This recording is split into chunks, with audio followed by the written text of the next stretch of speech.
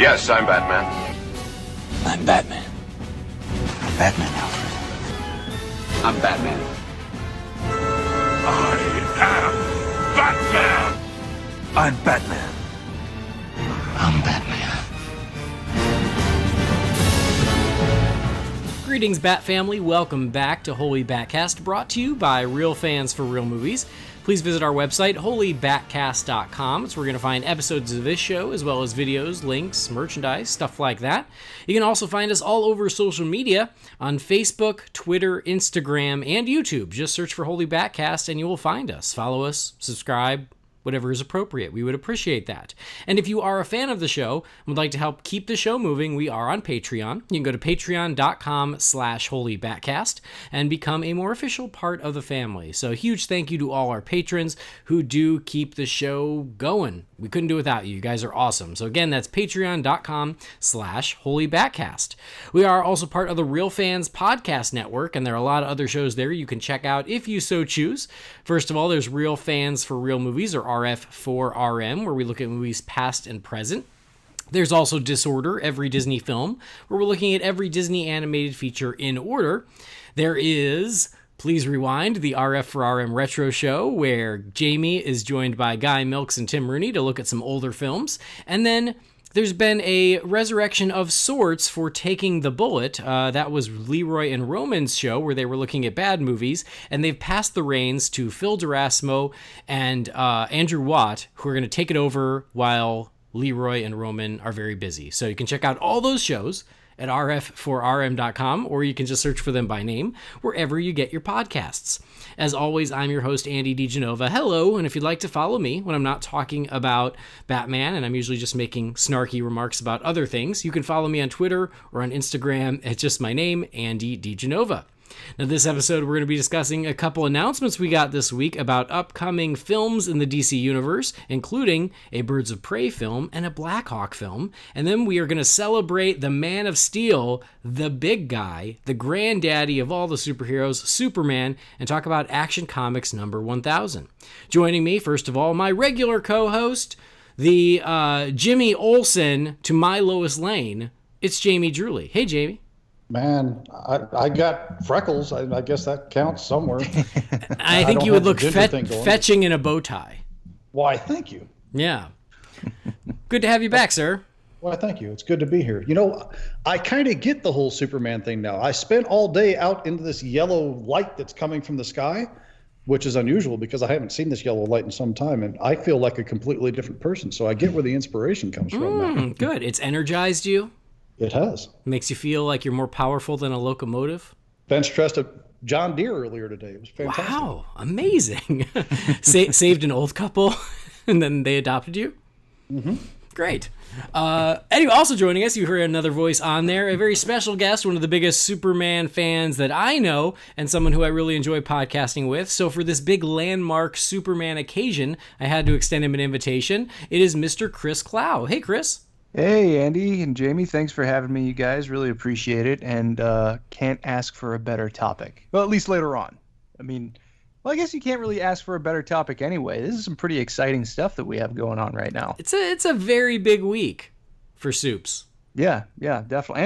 And DC in general. And, yeah, that is true. Worth celebrating. So thank you. Outside of just that, of course. No, we're so glad that you could make it. This is great.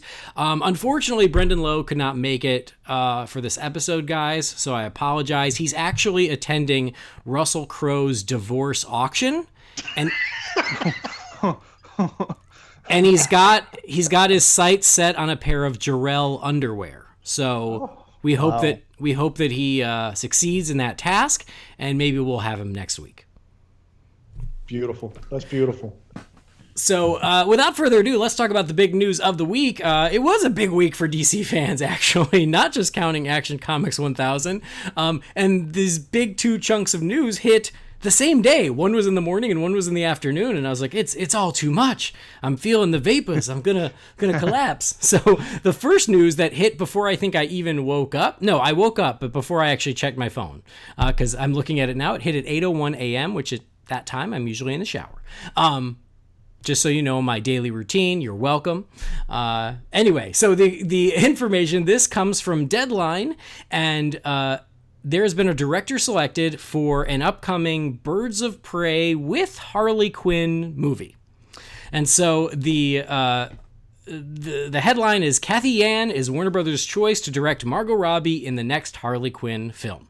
And I was like, oh, there's a Harley Quinn solo film. Great, how interesting. And then when you read it, it's actually a Birds of Prey film. But apparently in the headline, they wanted it to be about Harley Quinn.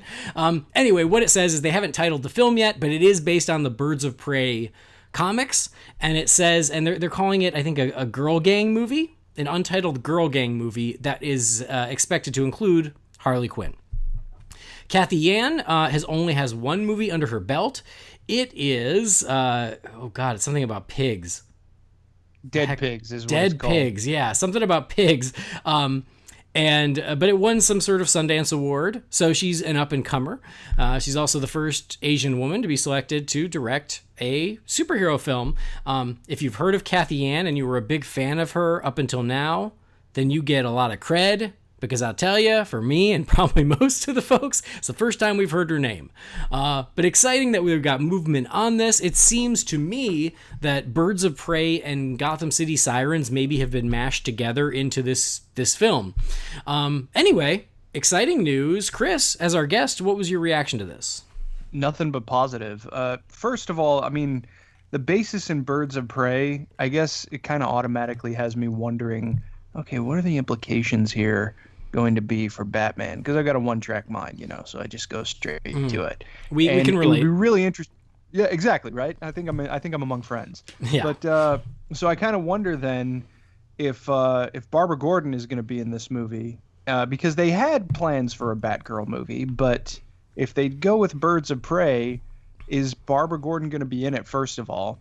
And if she is, then is she going to be Batgirl or is she going to be Oracle? Because obviously the Birds of Prey first came around in the comics after she had established herself as Oracle. And Rebirth, we've gotten to see Birds of Prey with Batgirl actually on the team as a field operative. So I'll be really interested to see that. But just on its own, this is a really cool idea, particularly like you said, I mean, it's girl gang kind of movie, but is it going to be like girl gang versus girl gang? Are we going to see the Birds of Prey versus the Gotham City Sirens, or are they going to save that for some crossover endeavor down the line? However this ends up shaking out, it's very exciting because all it means is more DC characters in a pretty big movie coming down the line. And I'm, as a generally pro-DC person, I like the sound of that. Yeah. Well, and you bring up the Barbara Gordon angle, which is a great thing to consider because this is being worked from a script by Christina Hodson, who was just hired to write the Batgirl movie. And so allegedly, yes, Barbara Gordon is in her Birds of Prey script, and Warner Brothers liked what they saw, and that's how she got the gig to write Batgirl. Okay. So that's fascinating, Definitely. And, we obviously understand, at least if they move forward with the framework of the DCEU in its current form, that Batman has had a 20-year career by this point.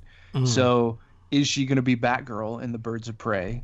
Or is the Batgirl movie going to take place at some undetermined point in the past? Obviously, this is all speculation on my part, but it's just, those are the kinds of floodgates that open when you bring up these kinds of things in relation to the world of Batman and his extended family, so to speak. Of course. We can't help ourselves, like trying to figure out what those connection points might be and where it falls and continuity and all that. So it's fun.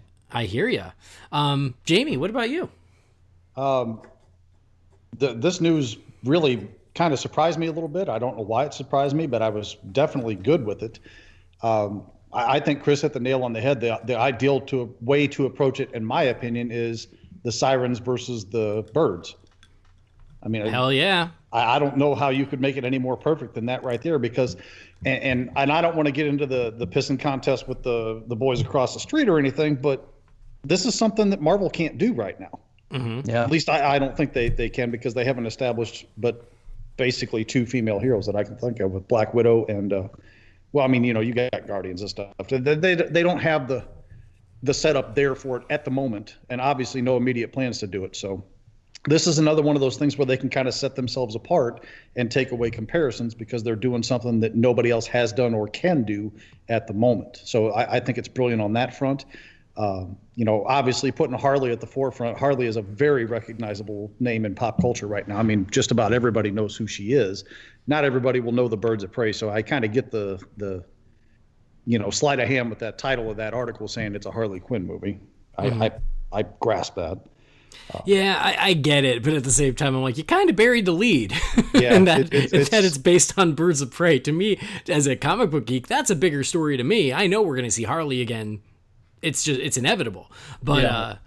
Maybe if I was the guy in charge, which I'm not, but if I was, probably the way I would have wrote that headline would have been Birds of Prey movie coming and featuring Harley Quinn in it or something. Right.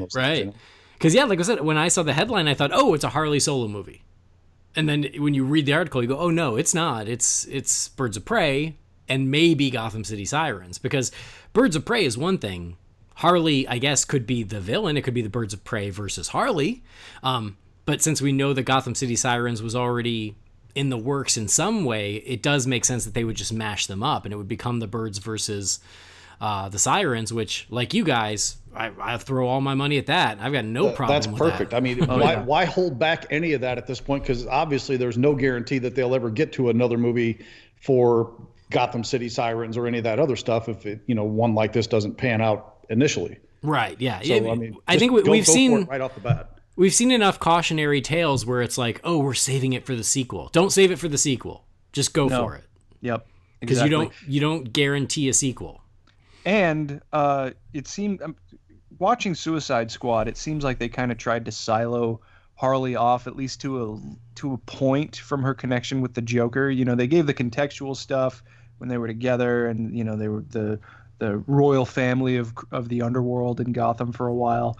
Mm-hmm. But most of Suicide Squad had Harley separate from the Joker. If you really wanted to take that and have Harley stand on her own a little bit more, there is no better way to do that than to introduce her friendship with Poison Ivy. I would love to see that in a movie. Oh, at this point, that relationship is almost as important as her relationship with the Joker. Yeah, exactly. So yeah, absolutely. It's a no-brainer.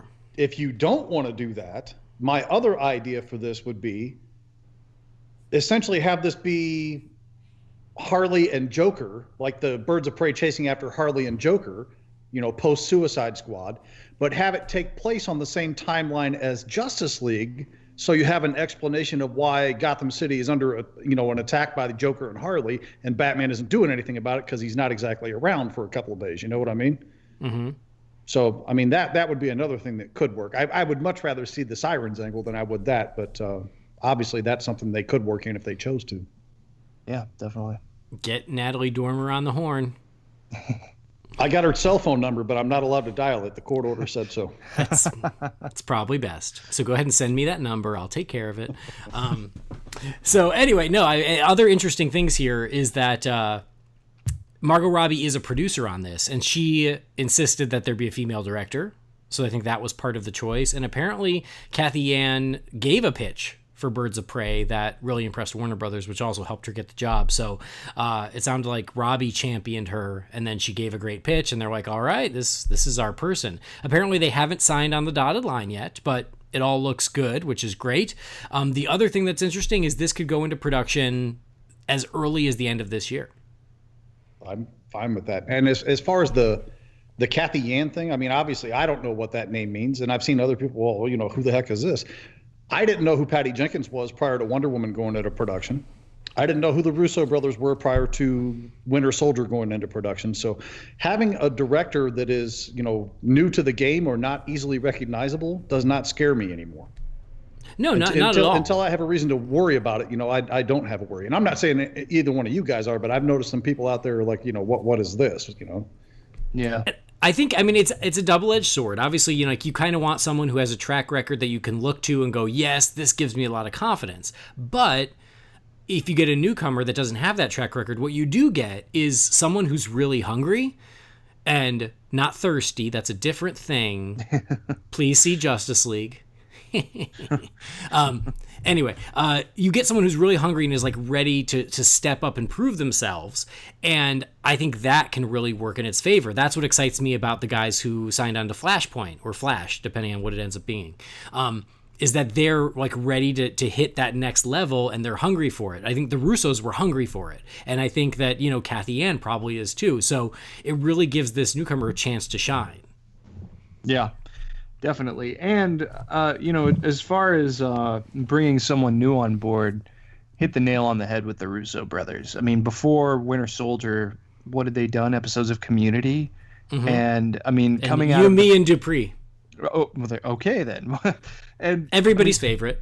Coming out of that, and coming out of Captain America: The First Avenger, which I personally have a great deal of admiration and love for, I was not necessarily looking forward to The Winter Soldier, and now I consider that personally to be the best MCU movie. So you never know what you're going to get, as Forrest Gump once so eloquently said. You never know what you're going to get. And it's exciting that they're actually starting to make good on a promise that they had made years ago of actually branching out beyond the bigger characters. I mean, Suicide Squad started to fulfill that promise. Obviously, it didn't go as well as anybody had probably hoped it would, but there's such a wide pantheon of DC characters outside of the ones that people know about, and now we're starting to see actual news being confirmed, and as this next item that we're going to talk about, oh boy. Yeah. Well, that coupled with the fact that the next two that are literally hitting the screens are names, maybe faces / costumes that might be somewhat recognizable, but they've never hit a screen like this before. So yeah, they're definitely working in that angle, which I appreciate. Well, and this also helps answer the question of there'd been a lot of murmurs of when we would see Harley Quinn next. Would it be Suicide Squad 2? Would it be Harley and Joker? Would it be Gotham City Sirens? Would it be some Harley solo film? Like, there was a lot of questions and a lot of possibilities. Well, now we have our answer. This seems like this is the front of the line. I also want to say it feels like Walter Hamada, who's taken over leadership of the DC films, he hired the Flash guys from Game Night, which Game Night is great, by the way, if you haven't seen it. He hired them because he worked with them on Game Night.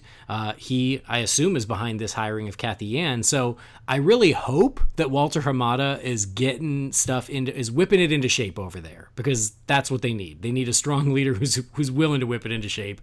And this leads me to believe that that's happening, which is also exciting. Until I see reason to disagree with that, I'm right with you. Yep. Likewise. So exciting stuff. I can't wait for this movie. As long as, here's my one caveat. As long as it's not Harley Quinn supported by Birds of Prey. Like, I want the Birds of Prey to be the big story with support by Harley Quinn. Like, yeah. So of course we'll see how that pans out. But it's exciting nonetheless, and it was really great news. And I thought, all right, that's great DC news for the day, so let's wrap it up. We're done. Well, I'll throw my caveat into this mix, too. I don't want Harley to be part of the Birds of Prey. I want her to be who they're after. Right. I agree. I am with you. Because she's not a bird. She's a clown. Doesn't even make sense thematically. Well, Huntress isn't exactly a bird either, so. Well, get a little more gray area. Anyway. So later that same day, when I thought we were all done, we got another piece of news. The bad news is it's another unknown filmmaker, and so we don't really know what to make of this. It's some guy that, I don't know, like, apparently he's done some stuff. Steven Spielberg? Is that how you say it? I think it's Esteban Spielberg. Is he Guillermo del Toro's cousin? Esteban Spielberg? Yeah, so anyway, later that day, we got news, and this came from Warner Brothers themselves, which almost never happens. Like, it always comes from a trade. But Warner Brothers themselves announced that after, we had such a great time working with Steven Spielberg, the man, the myth, the legend, on Ready Player One, which is doing very well for everyone involved. We had so much fun with him. Guess what? He is going to develop a Blackhawks film under the DC universe. He's going to develop, he's going to produce, and he hopes to direct. And it's being written by David Koepp, who he worked with on Jurassic Park, War of the Worlds, and Indiana Jones and Kingdom of Crystal. So, yes, Spielberg and Koepp are going to work together on a Is it Blackhawk or Blackhawks? Blackhawk? Black It says, Hawk, as far as I've yeah, seen. here it says singular, but in my reading, Blackhawks, it's usually a crew. Well, I mean, if you go by the news of and I'm sorry, I don't know his name. I'm horrible with names, so please don't take this wrong. But the actor who played Samir in Wonder Woman has apparently been really riding with this. Well, he did that over a year ago. I know, but he's also doing it currently. Now I think. he's because of this. So yeah, before Wonder Woman came out, Samir, who is amazing, by the way, I loved him in Wonder Woman, he tweeted out a picture of his character and Blackhawk, and he was like, "Oh, soon" or something. And we thought he was giving us a hint for Wonder Woman. And then when I saw Wonder Woman, I was like, "Oh, he was just messing with us. That's cute. I'm glad he likes an obscure DC character like Blackhawk." Like I just that was what I thought would happen. But now that this came out, apparently he's gone back and found old tweets about it and started retweeting them and liking them. So yes, he's dug up old stuff that was from a year ago. But so anyway, Spielberg hopes to direct. I hope he does.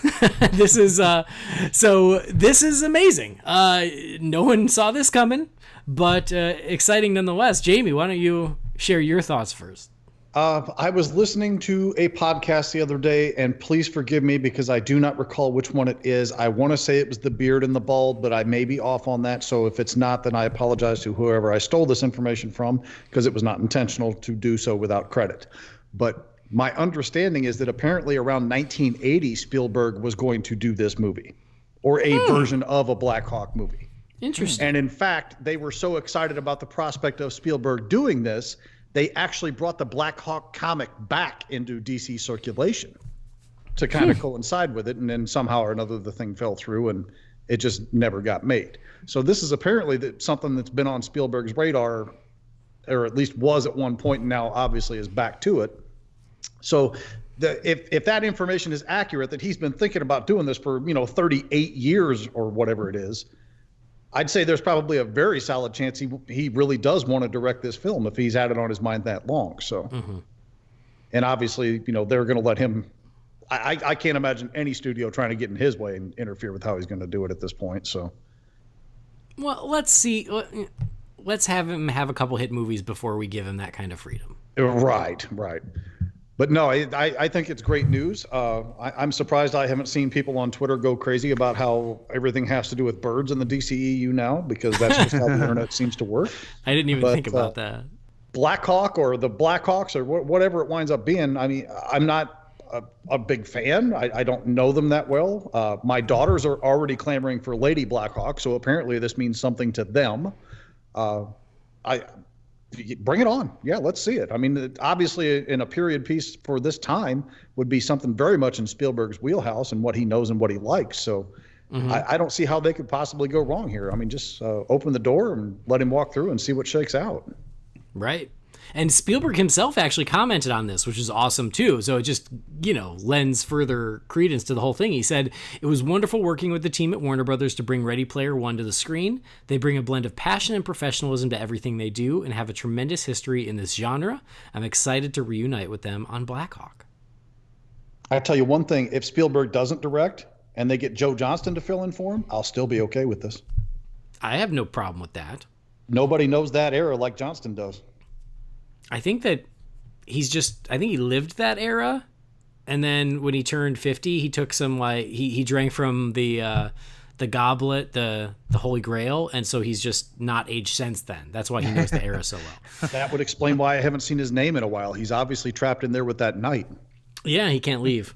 I have no problem with that either. In fact, Chris Clow and we've bonded on many things over the years. One of the things we've bonded on, though, is our mutual love for The Rocketeer. Yes. And so hearing this, and I'm like, like a Rocketeer, whatever, something in the style or in the world of The Rocketeer, but Spielberg doing Blackhawk in the DC universe and it having that same feeling of something like The Rocketeer. I was like, oh man, like I can't wait for this thing to happen. Which, of course, The Rocketeer is very much inspired by the Indiana Jones films, which Spielberg did too. So it's all good news as far as I'm concerned. Chris? Yeah, the reason that I think this has me pretty excited in general is because it opens first of all, Wonder Woman establishes the very early 20th century in the world of the DCEU. Mm-hmm. And obviously Blackhawk or the Blackhawks have roots in the Second World War in a significant portion of the comic book mythology, not so much the New 52, but most of DC's history. It seems like they've been around sort of during the same era as Sergeant Rock, which is awesome. But in fact, make a Sergeant Rock movie too while we're at it. If you're taking requests, you might as well. But I love the idea that legacy is something that's going to potentially be built into the DCEU, because I actually wrote something about this at movies.com a while ago. Legacy is something that has been missing from this iteration of the universe. I really do feel like the JSA would be able to add a significant amount of value by building out the history to these current adventures that we're seeing with characters like Superman, Batman, Wonder Woman, and the rest of the Justice League, on top of, like the Gotham City Sirens and the Birds of Prey now, apparently. Mm-hmm. But the thing that I just absolutely love about the post-crisis era of comics from around 1986 through 2006 is that they went out of their way to, after wiping everything clean and starting from scratch, basically, they eventually realized that the legacy aspect was far more important to the framework of the DC universe than they may have originally thought it was. And I loved seeing stories that showed the JSA active in World War II. The one that immediately comes to mind, which wasn't even a full story, is during Hush, when Bruce Wayne and Tommy Elliott are in Metropolis. And obviously it's after World War II since they're kids, but they look up in the sky and they see Alan Scott fighting Icicle in the middle of the air in Metropolis. And it's just like tons of legacy that comes with that. And hinting at that with something like Blackhawk sounds like a really great opportunity to build the history of the universe out in the opposite direction, but it still will potentially enrich future stories too. Any chance to potentially have Jay Garrick thrown into the mix, along with Ezra Miller's Barry Allen, that sounds like a really cool possibility. Yeah. So, and obviously this is a projection, but just on its own, first of all, having a director of Spielberg's caliber, who I think John Hurt once described as God, directing one of the movies based on a DC Comics property, immensely exciting, and it will do wonders for probably for the reputation of the entire series, as long as he brings it, and he usually does. So that is really, really encouraging. It's really, really cool to see them build out something that's not particularly well known out in the public consciousness. So given just the news on its own and the potential implications it could have for the universe, I find it really exciting. Yeah, absolutely. Spielberg is kind of like pizza and sex. Even when he's bad, he's pretty good. Very nicely said. But yeah, I mean, I'm excited for it. I certainly didn't see it coming. It was, it was certainly a curveball, but that's okay. That's part of the fun of it. And if this is the one that he's got passion for, then let him do it. I love that he had a great collaboration with Warner Brothers with Ready Player One. His statement was about that, and I was like, see Warner Brothers? This is what you needed to do all along. Work with your people so every director could say something like this. But that's a whole nother ball of wax I'm not getting into. But I love that they had that collaboration and that this is what he's passionate about and he's excited to develop it. I think that's great. I think that his previous collaborations with David Koepp are really strong. We won't levy any issues with the Crystal Skull against Koepp.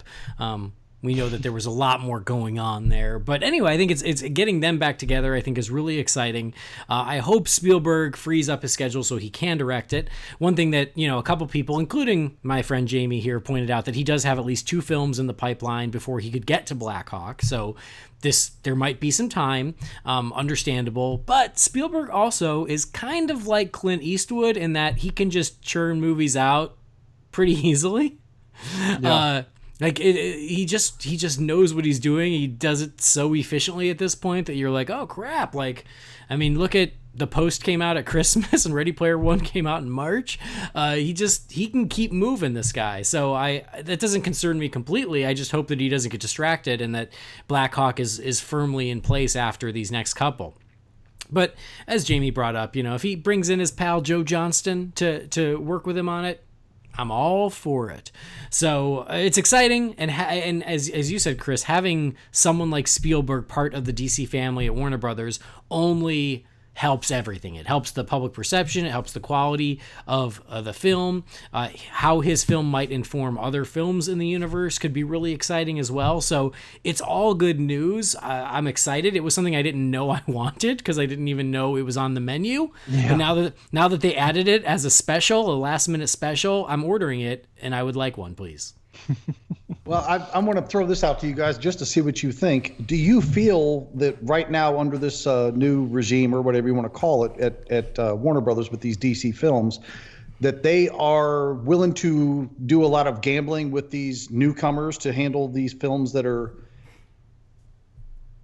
maybe something that wouldn't be overly appealing to, star directors, known directors, things like that, like a Birds of Prey movie?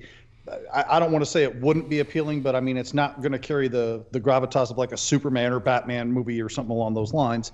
So they maybe go with the newcomers and the unknowns for them. And then their idea behind getting the star power behind the camera is, we would like to work with you in this capacity. Here's our list of stuff. What would you like to do? Because that's how I felt they did it with Ava DuVernay, and that's probably how it happened with Spielberg too. I don't imagine they said, "Hey, we want a Blackhawks movie made. Do you want to do this?" Right. I imagine there was probably a phone call that says, "Hey, this movie, Ready Player One's done great. We'd like to work with you again, maybe in this DC universe. Is there a DC property that you would be interested in getting behind the camera for?" And Blackhawk probably was what came up. I'm encouraged by it, basically because the titles that do have gravitas that you mentioned, like obviously the marquee heroes under the DC IP, they haven't really been bringing it when it comes to huge profitability and a widely positive critical reception. I mean, Justice League, I personally liked it a lot, and I've sung its praises a lot since it came out in November. But I also understand. So did we. Perfect, yeah. But I mean, I also understand that it was not the movie that it probably should have been. Mm-hmm. I mean, Justice League, in my mind, should have been an Avengers killer, and it wasn't. Mm-hmm. So then what happens over the next couple of months, the single biggest superhero release in the nation's history is a character who, before 2016, wasn't obscure, but was not nearly as well known as a property like the Avengers or Captain America or Spider-Man. And now Black Panther has taken the crown and just run with it, even beyond the levels that even Batman was able to reach during the heights of his popularity during the Dark Knight trilogy. So I think Warner Brothers is probably reacting to that a little bit, but there's nothing necessarily wrong with the reaction as long as they give whoever is actually going to be making these kinds of movies the relative latitude to do what they need to do in order to feel like they can be the best. The properties on their own, just because not as many people are aware of them, does not mean that there's not a significant amount of critical potential and a lot of legacy in comics that have told very good stories. That it just, it doesn't seem like it has the immediate commercial appeal, but I did not anticipate, personally speaking anyway, I did not anticipate the success that Black Panther would have, just from a commercial basis on its own. And, well, look how that turned out. So I'm encouraged by it. I think there's a lot of reasons to be excited for the future, because we know, you and I know, the people who are listening to this know, the big guys aren't going away. There's nothing that's going to push them out of the possible future. The next Batman movie, the next Superman movie are inevitabilities. And the next Wonder Woman movie, an inevitability. A Blackhawk movie, though, not necessarily an inevitability. at any previous point in superhero cinema history. And now we're finally getting Warner Brothers to warm their feet up a little bit from their perpetually cold feet that it seems like they've had since 1980. And they're finally going to run with it in a direction that's positive. So I think that's really encouraging. No, and I think that's a great point, because you're right. Like, another Batman movie is going to happen. You don't need a filmmaker with the clout of a Steven Spielberg to get another Batman movie made. That movie is going to happen. They're going to find someone to make it. Yeah. Wonder Woman, even Birds of Prey. Like, Birds of Prey isn't as big as like a Superman or a Batman, but it's something that's in their pipeline. It's a priority. They know that there's value there, so they're going to make it. Blackhawk is not something that they're like, we really got to make Blackhawk. We got to find someone to make Blackhawk. It's a different thing. But having a filmmaker like Spielberg who's passionate about it, that's what's going to get that movie made. And now we're going to get a movie we wouldn't have gotten otherwise. So it is a shift, but it's exciting because the big stuff's going to happen regardless. And the fact that we're getting some of these more obscure things made into movies because people just happen to be passionate about them is exciting for us because it's more variety for us to choose from. Hear, hear. Yeah. Anyway, it is exciting news. You couldn't say it, but I was nodding in agreement again. No, good. I love it. But it's great news. It's exciting. Of course, like many of these, we're going to wait and see how quickly these things move ahead, see casting news and all that to see how real they are. But for now, the announcements are exciting, and I really hope that both of these projects get off the ground because they're both could be really awesome. But let's take a step away from movies and talk comics, because it's something we like to do, because it was also a very big week as far as comic books go, because Action Comics celebrated its 1000th issue. And so we thought it was only fitting to celebrate the occasion and celebrate Superman, the one that started it all, by taking a look at Action Comics number 1000.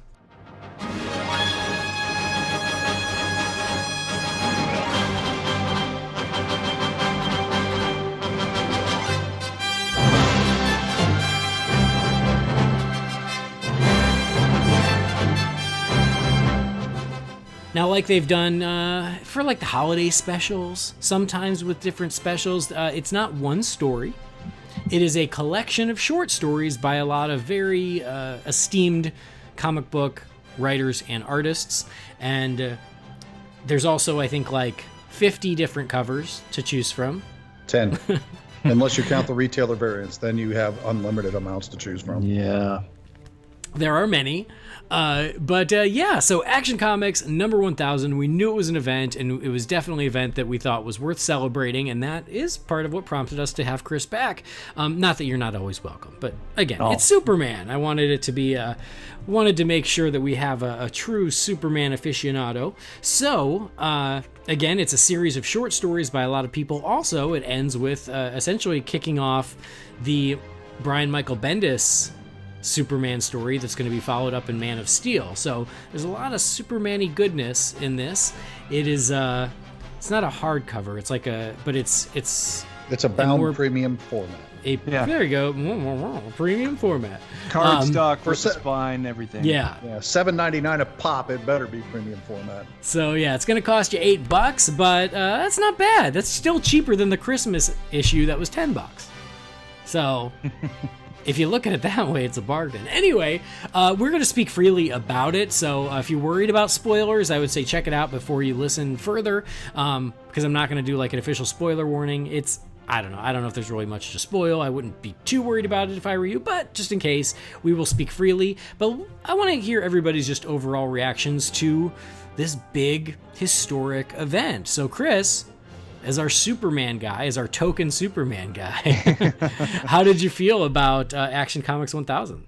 Well, I wasn't sure what to expect. I think I've read every anniversary issue since issue number 500. So 5, 6, 7, 8, 9, and now 1000. And I knew that they were going to try and pull out all the stops. I mean, this is a momentous occasion just in comics in general. It's the first ongoing series to have reached quadruple digits. That's a big deal. Mm-hmm. And so it's just on that basis, it's a book that's worth checking out to see how DC is actually able to sort of fulfill the promise of that landmark, because there's really no other way to describe it, I don't think, anyways. It is a momentous landmark. But when I actually read the book, I was really surprised at the quality of every single story. I mean, there's some that are better, like there's some that aren't quite as memorable as other ones, but when this book is good, it is really good. It's nigh on definitively good for Superman stories over the past at least 20 years. So I was really, really happy with this issue. Just the pedigree of the creative teams that they got on board. Jose Luis Garcia Lopez, on his story, he came out of retirement to draw his story with, I think it was with Paul Dini. And, I mean, that's a big deal in and of itself. The only real absence on the creative end, to me, is John Byrne. I'm surprised that they didn't try and pull out all the stops to get some short John Byrne written and drawn story into this book, because that probably would have been kind of like a cherry on top. We're about to enter a new era with Superman where a single creator is being given as much or perhaps more latitude with Superman since Byrne. So it would have made sense if he was there. But, I'm not going to hold that. I'm not going to grade this book based on what's not there as opposed to what is there. But it's an absence that I noticed. But, I mean, you've got Scott Snyder and Raphael Albuquerque, the same creative team as American Vampire, doing a story in this book. Marv Wolfman came back to do artwork unused and unseen by Kurt Swan, one of the most definitive Superman artists in the character's history. You had Jeff Johns reunite with Richard Donner, along with artist Olivier Coipel, whose work on Thor I've been just drooling over for 10 years. And John Cassaday came back to do a Superman story with Brad Meltzer. And to me, that is the best single story in this collection. But overall... And that is the Faster Than a Speeding Bullet? Exactly, yes. It's a good one, yeah. Oh my Not to give too much away, but yeah, it's a good one. No, I mean, if you have, and I'm not going to give anything away either, but all of the stories to varying degrees work to try and reinforce the constitution of the Superman character. Someone who is rooted in seeing the best in people, someone who's rooted in being the hero that we can all sort of aspire to be. But there are some stories in this issue that very wisely try and look at the other side of that. Okay, so when you're a beacon, what inspires you? And just a very simple perspective like that, particularly in a short story format, works very, very well. But, I got misty at Tom King's story with Clay Mann, which I was not expecting at all, because there's not actually very much going on in it. But when you read the words of what's happening and you look at the environments that Mann rendered all around Superman, I don't know how you couldn't be emotionally affected by it if you have any stake at all in liking Superman as a character. There's no real other way for me to look at this except just as a huge win and just a wonderful celebration of everything that has made Superman who he is for the past 80 years. I mean, we're coming close to that 100-year mark. It'll probably be here before most of us sooner than most of us would care to see it come. But his versatility as a character that not a lot of people ascribe to Superman is on full display in this book across multiple eras, because they render different eras of stories to sort of pay homage to just the massive amount of history that Superman has been in existence for. So you display his versatility, you unite these wonderful creators to tell stories that are worthy of Superman, worthy of the guy that they're celebrating. I can't recommend this issue enough. I was very, very happy with it, and I wasn't expecting to be nearly as enamored with it as I was, but it was actually a pretty emotional reading experience, not least of which because there are just some stories that just get to the heart of the character, and those are the kinds of stories with Superman that I love. Excellent. And I know that you've reviewed this book elsewhere, so yes. This is as good a time as any to plug where else people can, I mean, they're going to hear your thoughts here, so this should be your first stop shopping. But then when you want to follow up on this conversation and do a little bit of reading as to what Chris has written about this book, where can they find that, Chris? BatmanOnFilm.com, a site I've been associated with since I was a snot-nosed 18-year-old writing really, really crappy comic book reviews that were just glorified plot synopses. They asked me to come back. I used to regularly review stuff for them, but I haven't in quite a while. I actually haven't reviewed comics in general in a while in my writing, so being asked to come back to the site that I first came to for comic book reviews to write the review of the biggest celebration of Superman that's come along maybe in my lifetime was a hell of an honor. Awesome. So yeah, check out BatmanOnFilm.com to check out Chris's written review of this. I didn't know if you also did it at movies.com or anywhere else, because I know you write for a couple different places, but definitely check out Batman on Film. And then other question for you, Chris, before we move on, which cover did you go for, or did you pull a Jamie Drewley and get them all? I pulled a Jamie Drewley and got them all. Attaboy. Although there is there's an additional one. I want to get Nicola Scott's that's only exclusive to an Australian retailer, because she just drew, I don't know, it was like 8 or 9 different visions of Superman, just all standing like a yearbook photo. And I am going to try and get my hands on that one too. If only we knew someone in Australia. Some of those retailer variants, I'm told, are already up into triple digits as far as their trading values are concerned at this moment. I better move fast then. Yeah.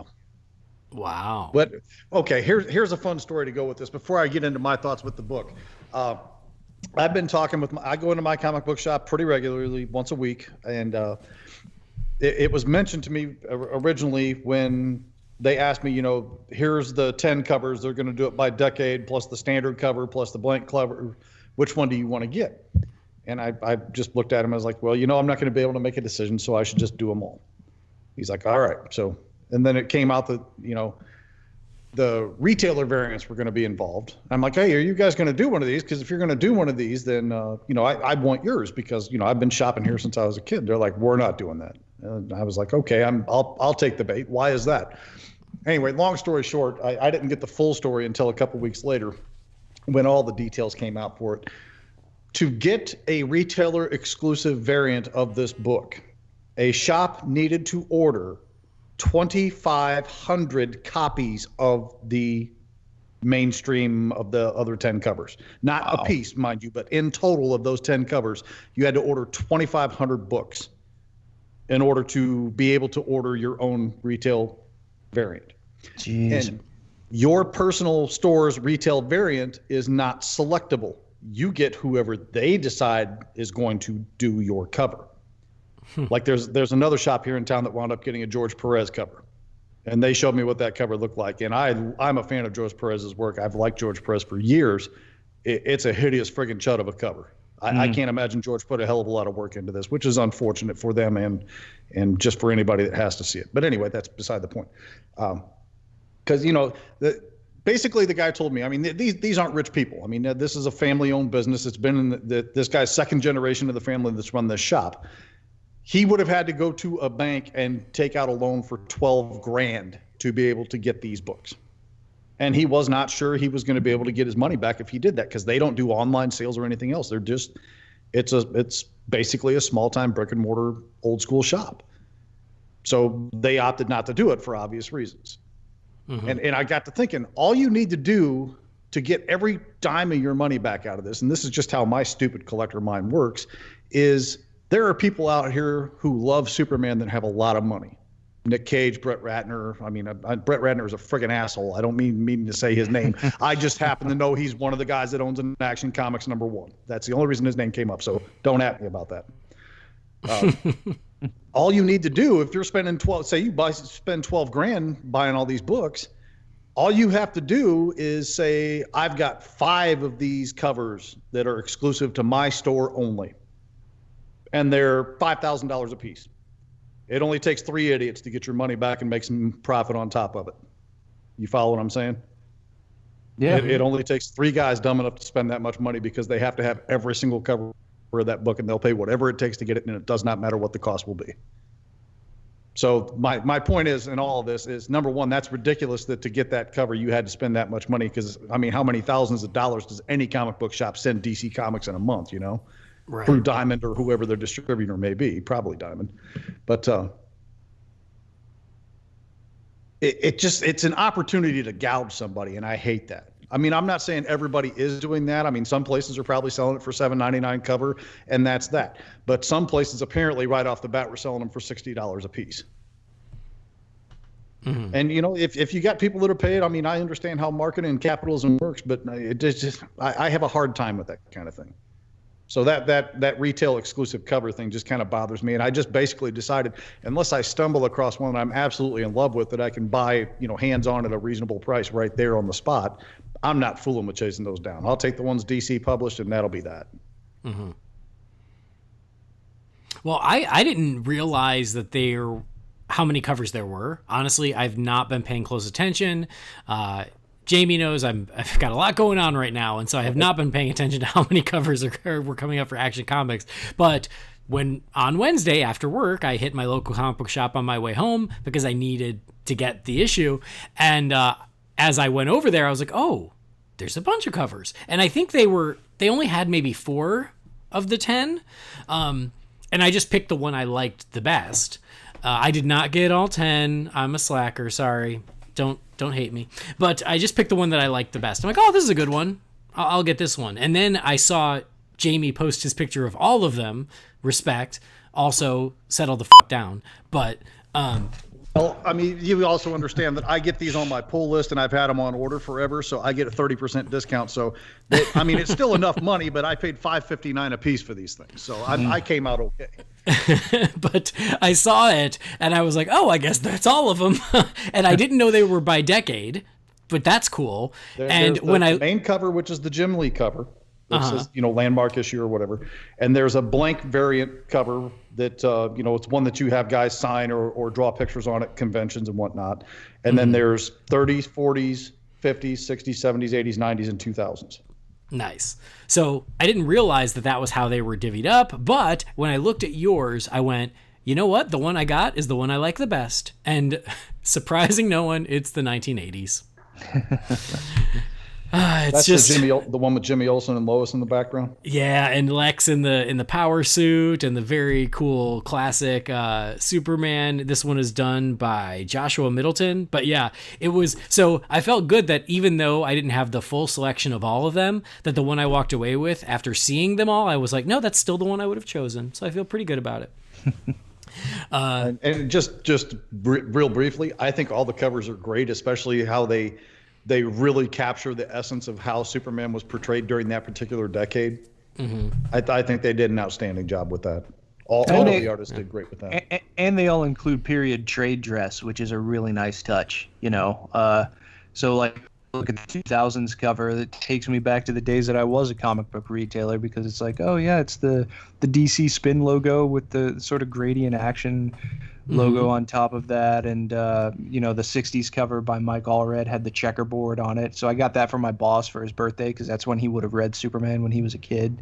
And they do a really good job of actually making the decade covers look like they're from the decade that the art is representing, which is awesome. Mm-hmm. Absolutely. And yeah, and my little DC logo has the little stars. And I mean, this is when I got into comics, was in the 80s. And so when I see this, of course, it just pushes my nostalgia buttons, and I'm like, oh, that's the one. Yep. So can't help it. Anyway, Jamie, now that we've talked about the covers. Oh, yeah. The book itself, I was expecting to like the book, but I've read all of these other, you know, seasonal or quarterly books that come out that are like this, where they just have a bunch of talent get together and write a series of short stories that takes up 60 or 80 pages. So I knew some of it was going to be stuff I liked, and I figured some of it would be stuff I didn't like, maybe even one or two I just really didn't care for at all. And I'm pleased to report there's one that I thought was just okay, and the rest I thought were pretty doggone spectacular. And nobody's going to be surprised when we get to the one that I thought was just okay. But overall, I think the book was great. I think it's the best premium format premium price book that I bought since I've gotten back into collecting when, essentially right about the time Rebirth kicked off. Best $8 you could spend on a book. I mean, even if you haven't been reading Superman or Action right along, don't hesitate to pick this one up. It's absolutely worth your time and money for this. I love the book. My only regret is I did not have time to read it twice before we get into this, but I'll kind of scan through it as we go along here. I share the same regret because I read this at like 1 a.m. last night, but it woke me right up, and I had no problem getting through it. But yeah, like you guys, I loved it. I thought it was awesome. I do like the nature of these big landmark issues where they get all-stars. They get the all-star team and everybody does their take, and I think that makes for a really fun approach, and you get to see this iconic character through the lens of a lot of really amazing and creative people. Overall, I was really happy with almost all the stories. Of course, like anything of this nature, there are some that I liked more than others. Some I was like, wow, that was awesome. And then some I was like, oh, okay, like it was fine. But I loved just the overall feeling of the celebration of Superman. And I think that that's what it really succeeds at, because, we're Batman guys, but it doesn't mean we don't love Superman. And reading through this, it just reminds you why you love Superman. And as Chris said, there are a lot of moments in here where it's not just about how Superman inspires us, but it's about what inspires Superman. And I thought that was a really wonderful approach to take, and really worked emotionally as I read through it. So yeah, I think it's a great book. I agree with both of my esteemed colleagues. It is worth the $7.99, and pick it up. It's a historic moment, but it's also just a great book and a great celebration of this character that we all love. So some really amazing art and some really good writing. So I guess I'm trying to think of, do we go story by story, or do we just pick out which ones our favorites are? I don't know. Well, one thing that I think is worth pointing out, because before I bought my copies, I was sent a review copy that was digital, and the digital review copy had a story in it that is not in the print version of the book, weirdly enough. Oh. I don't know if it's in the digital copy that you can get through like Comixology, but the only place that I have seen this other story in print was in the 80 Years of Superman Deluxe Edition hardcover that came out in conjunction with Action number 1000. Oh, thank God, I have it sitting right here. Oh, perfect. Yeah. I was like, dang, I missed out on one of them. Oh. No, it's the one written by Paul Levitz with art by Neil Adams.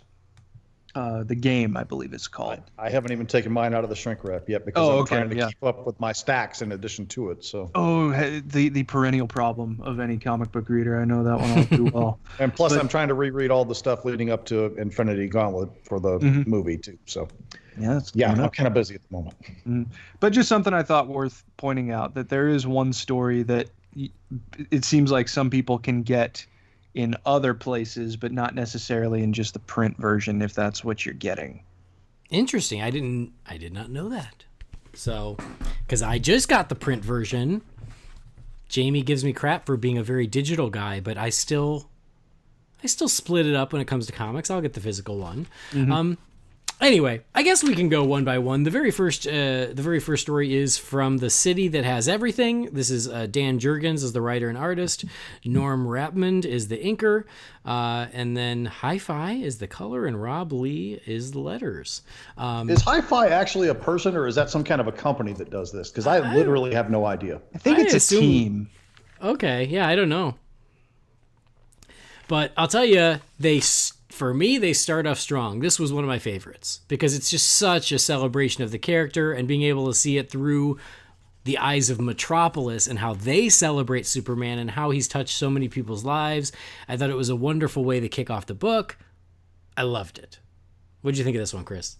I liked it a lot too. I mean, it's hard not to look at it as sort of a bow on Jurgens' run on Action since he started in Rebirth back in, I think it was 957. But it's just a big party. It's got a good message. It's got a wonderful sentiment.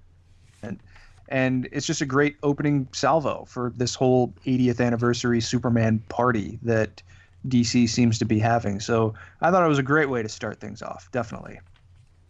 Jamie? Yeah, I'm a fan of Jurgens. I really like the guy's work. I think he's been way more good than not good in his Rebirth run so far.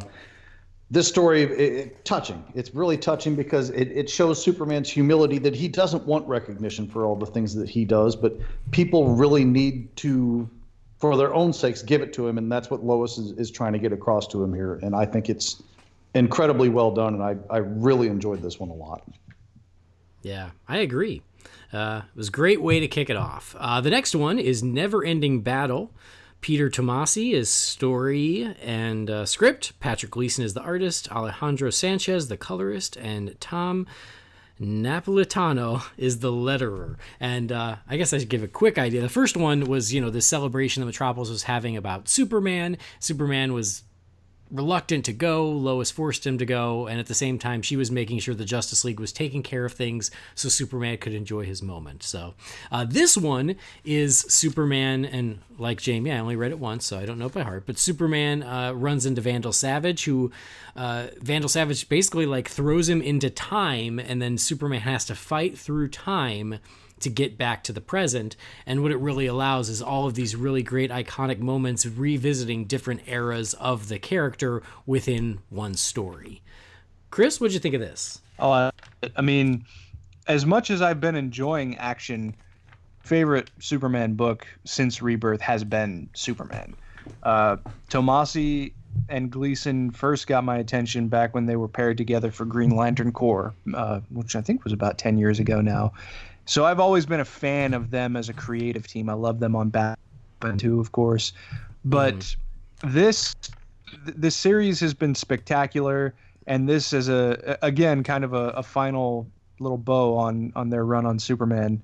It was such a great encapsulation of the different perspectives that you can have based on Superman's history. I mean, I loved he talked about hearing the distinctive chatter of Tommy guns and that he'd heard while watching Jimmy Cagney movies. And it just kind of emphasizes Superman is now basically a canonized modern myth because he's been around for so long, but also too, it's just a nice story. And it's got a nice sentiment to it. So Tomasi, Gleason, I'm going to be in for automatically, but this was a great birthday card for the big guy.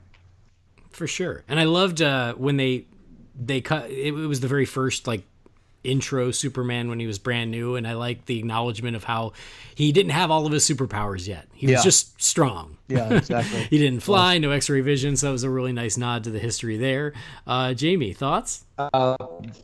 I didn't really get introduced to the work of Tomasi and Gleason until their Superman stuff and Rebirth, and of course their work on Super Sons as well. And I've really loved both of those for as long as they've been rolling on. I love the presentation, actually a splash page, giving tribute to some. I mean, it's basically like the covers themselves. You have the different covers. Well, this is kind of self-contained in much that same respect, with some dialogue balloons around it. Yeah. My favorite piece of art in the entire book is actually in this chapter, being the nod to Dark Knight Returns, and I even love how it says down here in the lower right-hand corner, Patrick Gleason after Frank Miller, about the one with the red lightning coming through his midsection there. That was awesome. The image of Superman itself is not particularly flattering, but being the huge Dark Knight Returns, that was my favorite page in the entire book. I also really love here's my shocked face. Yeah, exactly. I also really love the Kingdom Come nod a couple pages later. But no, I think the presentation was magnificent, and I really loved the story, quite a bit. Not super complex or anything, but I think Chris said it best. Beautiful birthday card. I think it's great.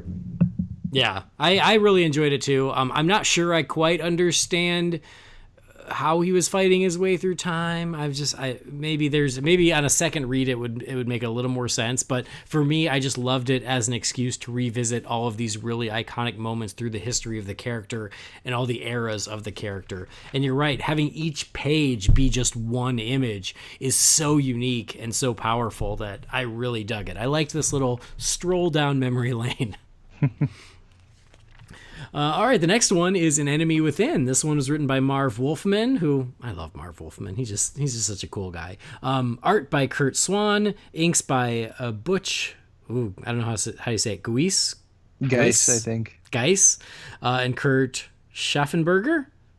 Again, color by Hi-Fi, and letters by Rob Lee. So this is an interesting one because this is essentially, hey, something's going down in Metropolis, but Superman is on the other side of the world. Fortunately, he has the utmost faith in the people in Metropolis to take care of this situation.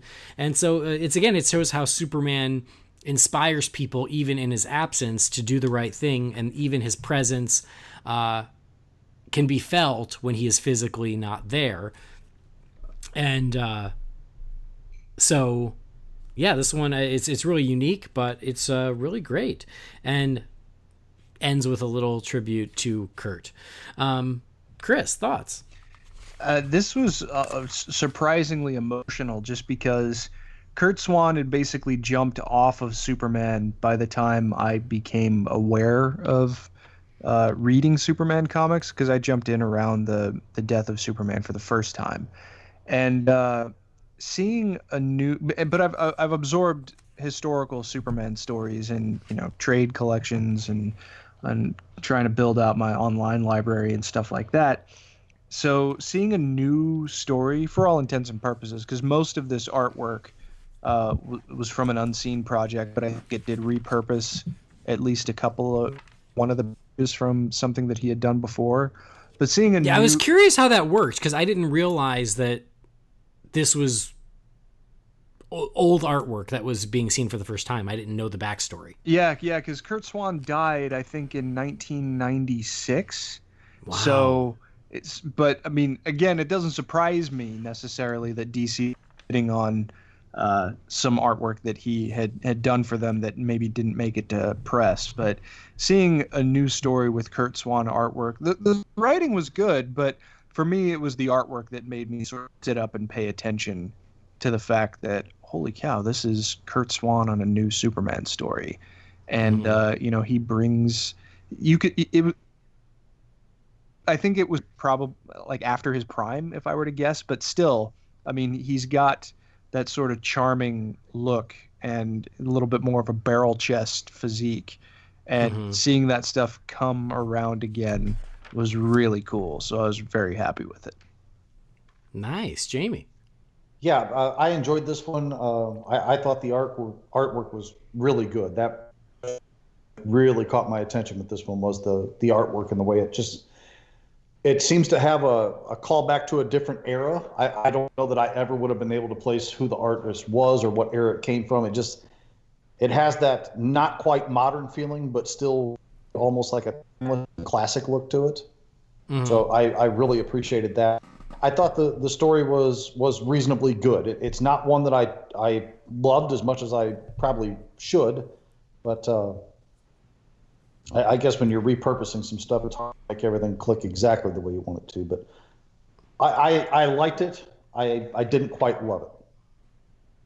Yeah, I think for me the strength of this one is the theme of the story more than the story itself, because It's a Superman story minus Superman. So, but I love the idea of, well, these people, because they've worked with Superman, they know Superman, they're stronger for it, they're better for it, and now they can solve their own problems without Superman is pretty awesome. And then that last page of Superman talking about the human spirit and how much stronger they are than they seem, and how, again, this is really the first time we see how the people inspire Superman. And I think that the note it goes out on is really strong. So I really love where this one goes and what it's saying. I really do like that. Basically, the last couple paragraphs that he has there on that page. And while human passions can be infuriating, their unstoppable will to ultimately do the right, even under the threat of danger, is indomitable. And I'm the one they call Superman. I did think the close was really strong with that. Yeah, definitely. Absolutely. So, yeah, I think that one is a great idea and really nice crescendo there. The next one is The Car. This is Jeff Johns and Richard Donner. Like, how cool is that? Yeah. Artist by Olivier Koipel? Mm-hmm. I never say these out loud, so. And then colors by Alejandro Sanchez. Special thanks to Matt Wilson, and then Nick Napolitano is the letters. So this one, very much period. This is old school. Superman stopped this crook and wrecked his car, and so while the guy is waiting for the car to get fixed, he runs back into Superman, and Superman's essentially like, hey, this is a chance like your car. You can either junk it or you can fix it, and you can do the same with you. You've been on this path, and now it's up to you what you do. You can either junk your life or you can fix it, and at the very last frame, the guy chooses to fix it. Again, I think a really wonderful message, and shows how Superman doesn't just inspire the good, but he also inspires those that have made some bad choices. Clow, what do you thought? I loved it. It basically acts as a sequel to the very first Superman story. You actually do see Superman drop the guy on a telephone pole, and then he bounds away. And then you can look straight at the beginning of this story, and he's sitting in like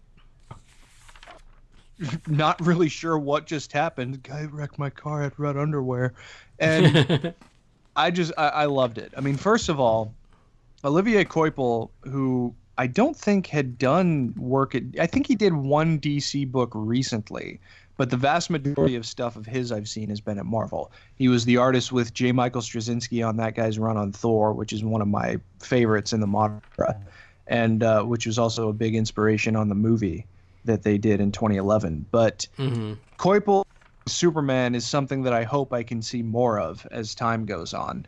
But I mean, telling a story, first of all, about one of the most visible and iconic elements of the icon itself of the Action Comics #1 cover is such a great idea for an anniversary issue, first of all.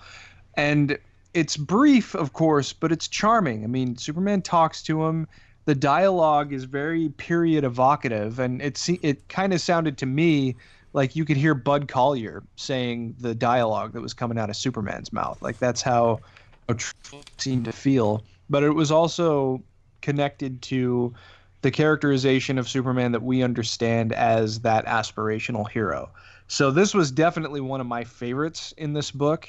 I can't say enough about the visual artistry on display. And of course, when you combine Johns and Donner very much like their run on Action Comics from, I think, 2006 and 2007, then you're going to get something special, and that's exactly what this story is, to me anyway. Nice. And see, and this is why you're here, because I did not know that this was a takeoff of the very first Superman story. Oh, wonderful. Well, there you go. I did not know that. You didn't pull out your Action Comics #1 and reread it before we recorded this? Well, the problem is I have pink eye, and the retina scanner won't recognize me. Of course. I hate it. Yeah. Yeah, it's everyday problems. Jamie, what about you? What are your thoughts on this one? This one was short, sweet, to the point, and for all of its simplicity, it's beautiful and it's brilliant. I absolutely love this one. Yeah, I agree. I love it, and I love it even more now that I know that it is essentially a sequel to that first story. But even without it, I loved it. I just think it was a wonderful little story about Superman's interaction with some of these people that he stops and how he makes them better too. I love that. Yeah. Very well said. It's great. So the next one here love that closing panel on it too, by the way. I want to just give a quick shout out to that. Yeah. Agreed. Because he mentioned how it was hot and he wanted to go swimming, but they never had a pool around when they were kids. So, the last shot of him opening up the hydrant for those kids playing. Loved it.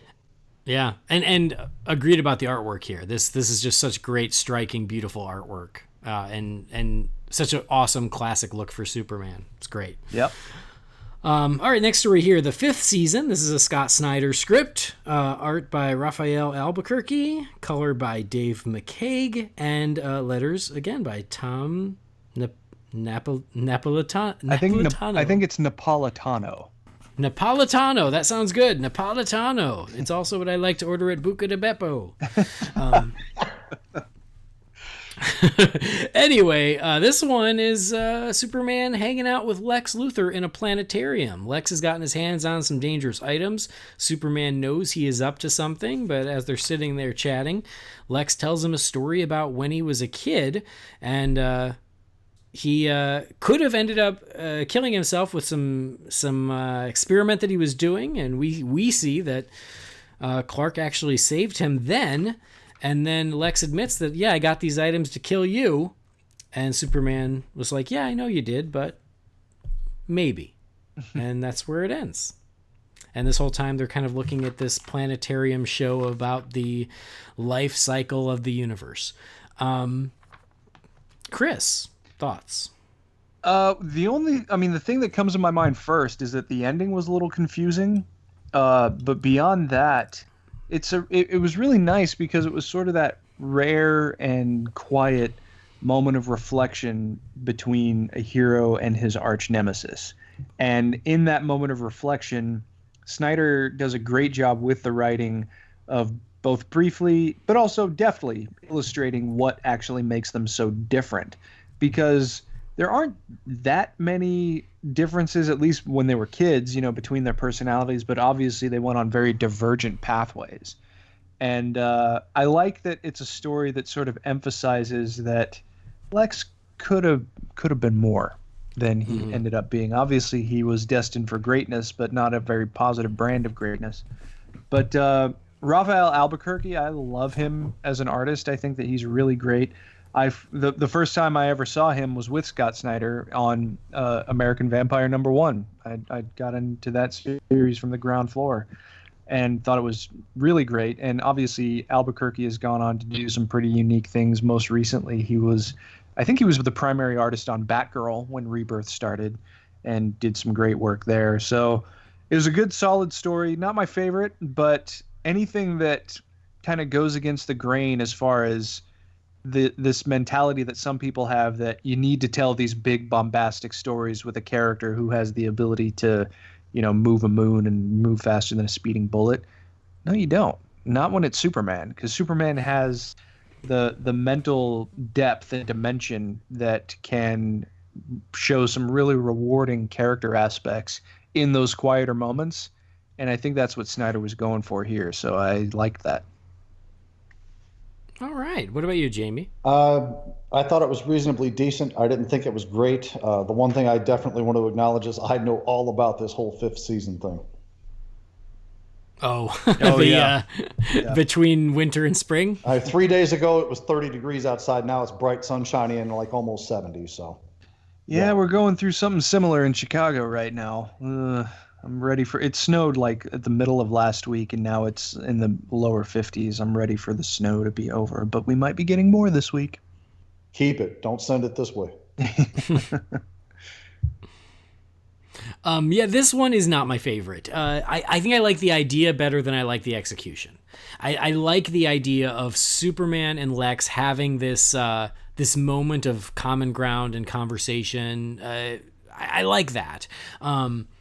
And even kind of getting a glimpse into their past and to see how even at that point, Clark was willing to give Lex the benefit of the doubt. But I don't know, like it just for something about it doesn't quite come together for me. It's almost like it's like in the middle of a story where we don't know the beginning or the ending, and so it's just a little confusing. And then it ends on a weird note. So I appreciated what they were going for, but this one is not my favorite. So the next one here is called Of Tomorrow, written by Tom King, artist Clay Mann, color by Jordi Belair, and letterer John Workman. Superman is at the end of all things. Is what I take from it. The Earth is about to finally burn up, because it's finally gotten too close to the sun. And so he is there all alone and kind of paying tribute to his dead Earth parents before the Earth finally is destroyed. And that's what it is. So Chris, what are your thoughts on this? You mentioned this in your overall thoughts. I'm not crying. You're crying. No, I thought it was beautiful. I really wasn't sure. Well, I guess I kind of had some doubts about what Tom King's perspective on Superman might be, but then he totally shut those up in the story in Batman that actually featured Superman and Lois Lane along with Bruce and Selina. And I thought that was spectacular. So seeing this, I mean, it's a different kind of conception of Superman at the end of time, so to speak. And because of that, I like the implications of what his life is like at this point, and I like the implications of this reflective attitude that he has.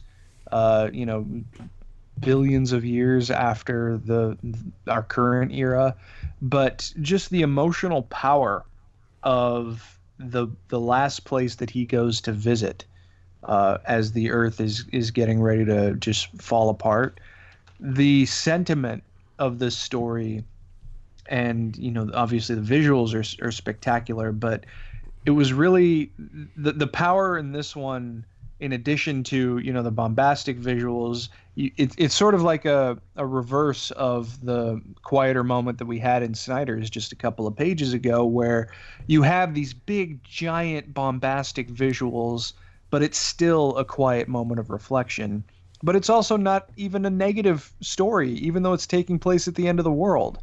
So all of those things combined together made me love this one. I got very emotional reading this one. I wasn't expecting to. I think that's probably part of why I did.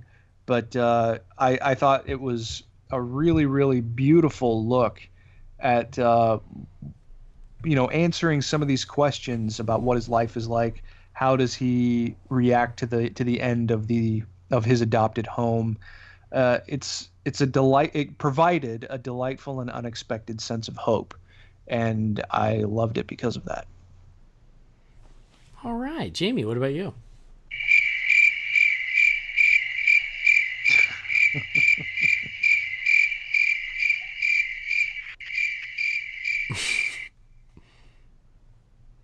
Perfect. I love that you went to the trouble of queuing that up. I don't want to get in the whole tangent because I'm busy celebrating Superman's 80th birthday here, but this story was not written for me. I mean, look, I'll just throw my chief complaint out right now. Am I supposed to believe that he stopped aging when he hit 35 then, or what am I supposed to buy here? Yes. Okay. Seems legit. Well, that's the thing. He aged just like a normal person from the time he got here until the time he, hit this age and then stopped for billions of years. No. There's only been a couple of other instances where we've seen him like in the far, far flung future, like even thousands or maybe millions of years after the time of the Legion.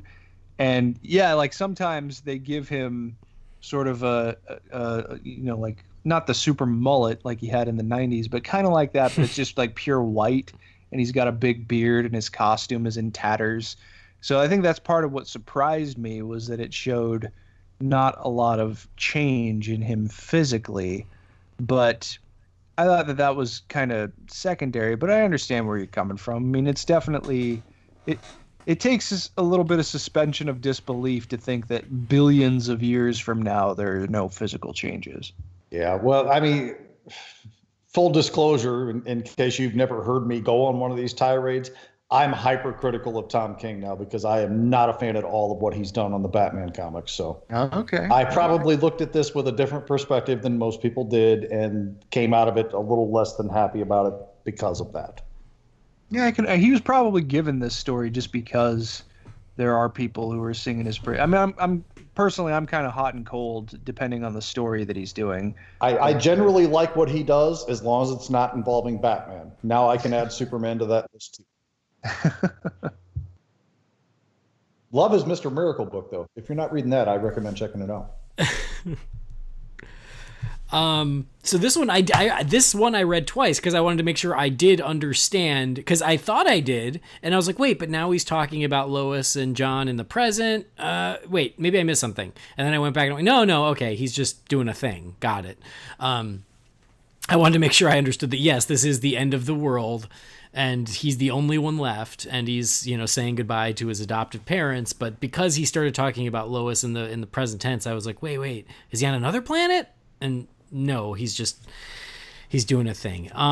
Wait a second. Doesn't he say that she's taking some kind of eternity formula? Yes. Here. Oh, right so here, they are alive? Yeah, they are alive. Before I do final updates, Lois is still doing well, still running the Universal Info Network. She tells me she's sick of the eternity formula. It tastes like grape, which she liked, but it's a lot of years. She's tired of grape. Oh, okay. So all right. Well, I'm gonna count that to it being in the middle of the night that I was reading this, because I didn't quite understand what the hell he was talking about. So basically, Superman, Lois, and John are the only three people left at this point. Is my understanding. So he found a way for them to live for billions of years, but no one else. Well, you don't want me tackling that topic either. We don't know that, though. We just know that they're still alive. Because he doesn't mention the rest of the world's population. The whole world, it could have been like a Noah's Ark thing. Seems to me, since he's visiting with his Earth parents, he might have maybe mentioned to him, we got, several million people off and under this other planet. But, Tom King doesn't give a damn about those kind of details. So, see, now I'm getting worked up. I got to stop. So this 5-minute story, that's pretty cool. Before we get to the 5-minute story, here's the thing. I like the idea of this very much being a way of honoring the Kents. I like that. I just felt like it was extremely manipulative. And I had the same complaint about Tom King's The Last Batman Annual, where he's like shooting fish in a barrel, being like, hey, I'm going to tell you guys a story about when Batman dies, and it's going to make you cry. And now he's doing the same thing with Superman. I'm going to tell you a story about Superman at the end of the world and saying goodbye to his parents, and you're going to cry. It just feels like emotional manipulation, and it feels a little cheap to me. And I've seen him use that trick multiple times now, where I'm like, okay, that's his thing. It's kind of like, it's like a movie where they're like, and then the main character gets cancer. Because screw you. Like, that's what I feel like Tom King does with his comics. He feels to me, okay, now you've just opened up the door, so I'm going to step on through. He feels to me like he somehow has taken ownership over being able to do whatever the hell he wants with these characters at any given time. Even when Frank Miller told what was, quote unquote, the last Batman story, he left that open at the end, and there was no true finality to it, as we know, since there have been 2 sequels to it now. But the point is, Frank Miller isn't exactly known for having an in-check ego, and even he left a backdoor for Batman to not be done at that point. Whereas it apparently, Tom King thinks it's his responsibility or his duty or privilege or whatever you want to call it to kill Superman and kill Batman, and this is the way it's going to be. And now, some people expect this to be canon, which neither of these can be canon. So not the death of Batman, not the death of Superman, the death of the world, whatever you want to call this. Just go away. Not you guys. Tom King, go away, Tom King. Anyway, that's where I stand.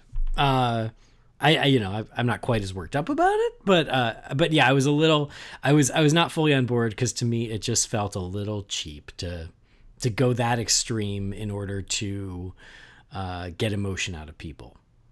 I'm going to offer up a trade to Marvel to get Dan Slott for Tom King. No, the Marvel's going to hold on to Slott for as long as they can keep him.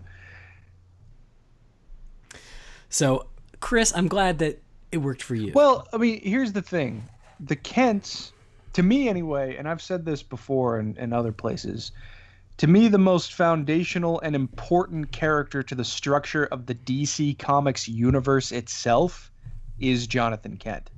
I have some very, very strong feelings about the Kents. So a story that revisits the Kents with them as, sort of the primary impetus for exploring the emotions of the guy who's considered the world's greatest hero, that's a shortcut to take a knife to my chest, basically. Right.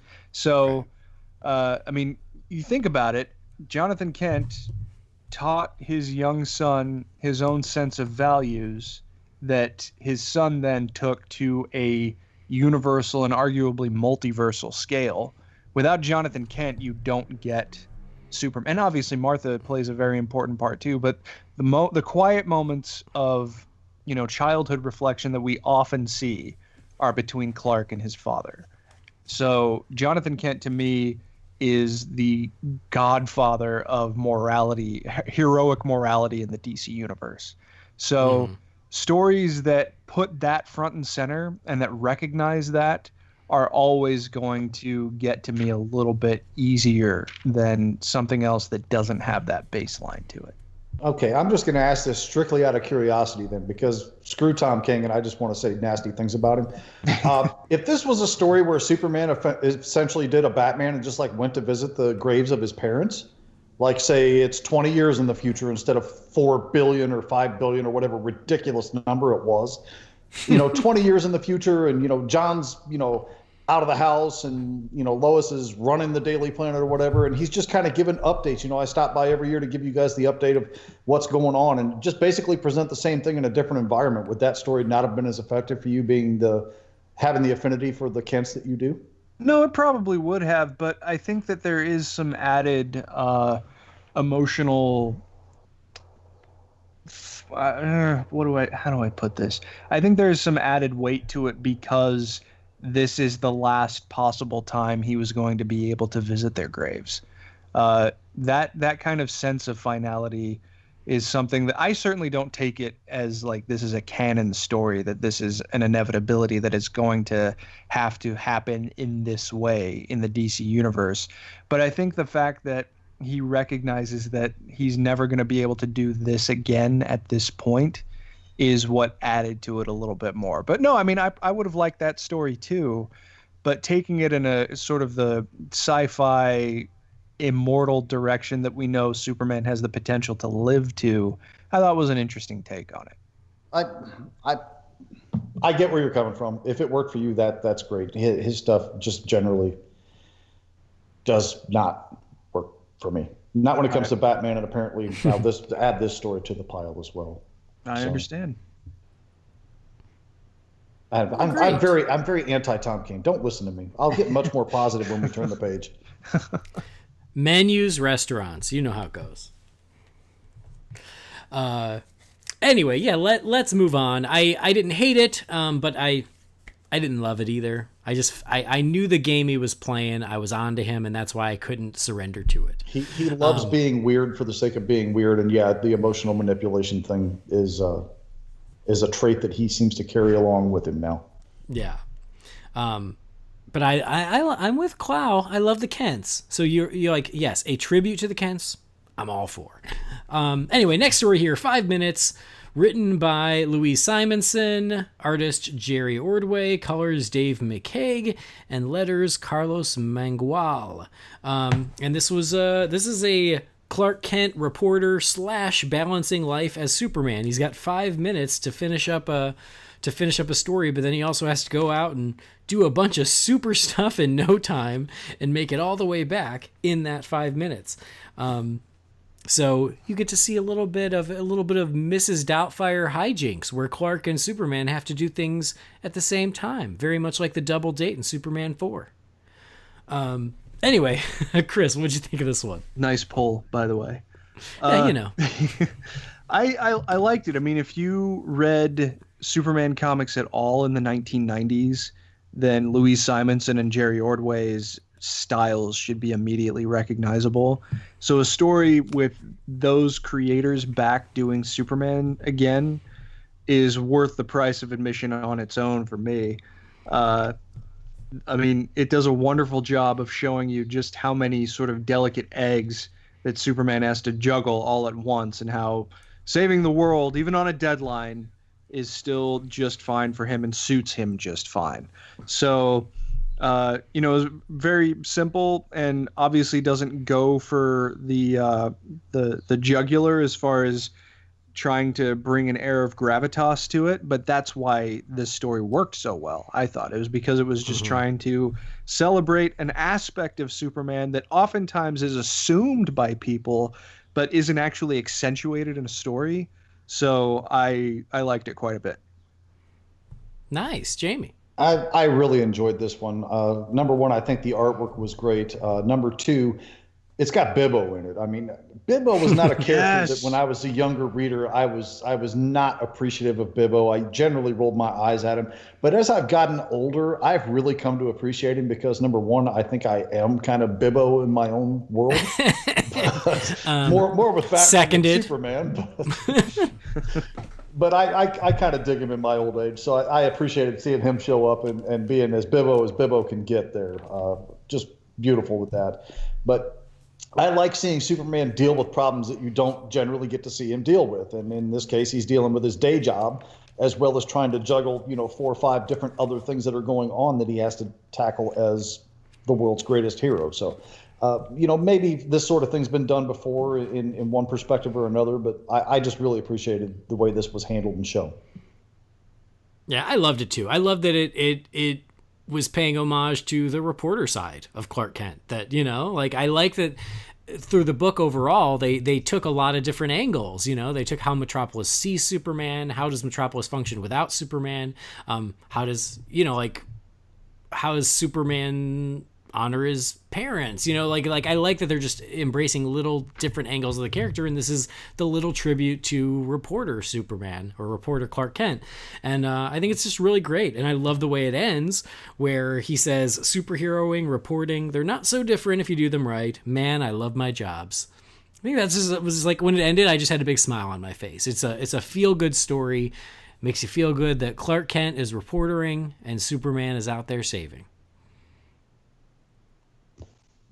I dig it. All right, moving on. The next one is Action Land, written by Paul Dini, pencils by Jose Luis Garcia Lopez, inks by Kevin Nolan, colors Trish Mulvihill, and letters by Josh Reed.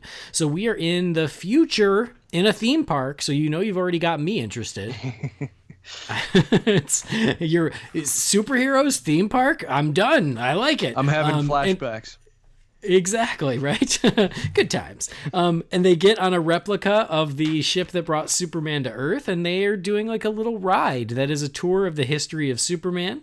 And you're like, oh, cool, great. Oh, is this going to be another last Superman story? Here's how things ended. No. Plot twist.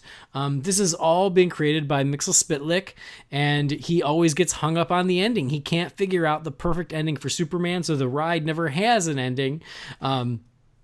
And so he just has to keep trying. And he's got his girlfriend, his wife. I didn't know Mixel Spitlick was involved.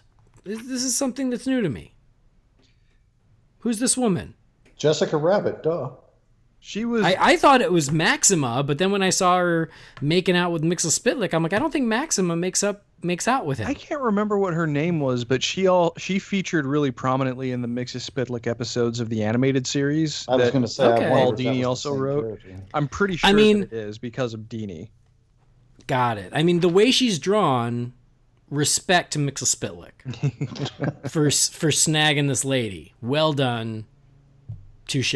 But anyway, so yeah, Chris, what did you think of this one, Action Land? Well, I was having quite a bit of deja vu reading this because, I should have brought this up in the episode that you and I did of this show about superheroes in theme parks, but years ago, like in the 1970s and probably the early 80s, but probably more just like within the 70s, there were plans to create a giant Superman theme park in Metropolis, Illinois.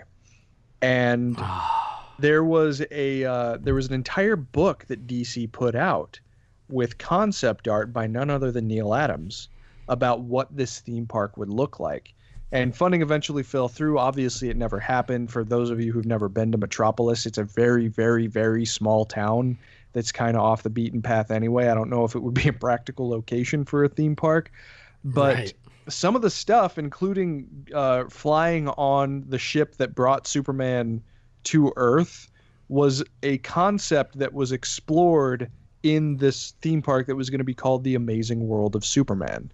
So automatically, I'm just like geeking out over it because, when I was a kid, there's an old website you can find that features some of the concept art for the theme park and what it would have looked like and what it could have looked like.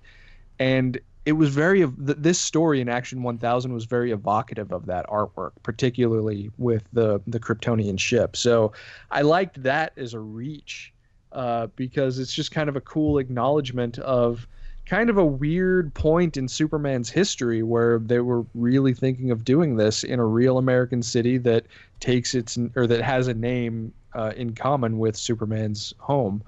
But as for the story itself, I'm actually really into stories that feature Mr. Mxyzptlk because one of my favorites with him was by Greg Rucka when Rucka was doing a run on Adventures of Superman in the lead up to Infinite Crisis.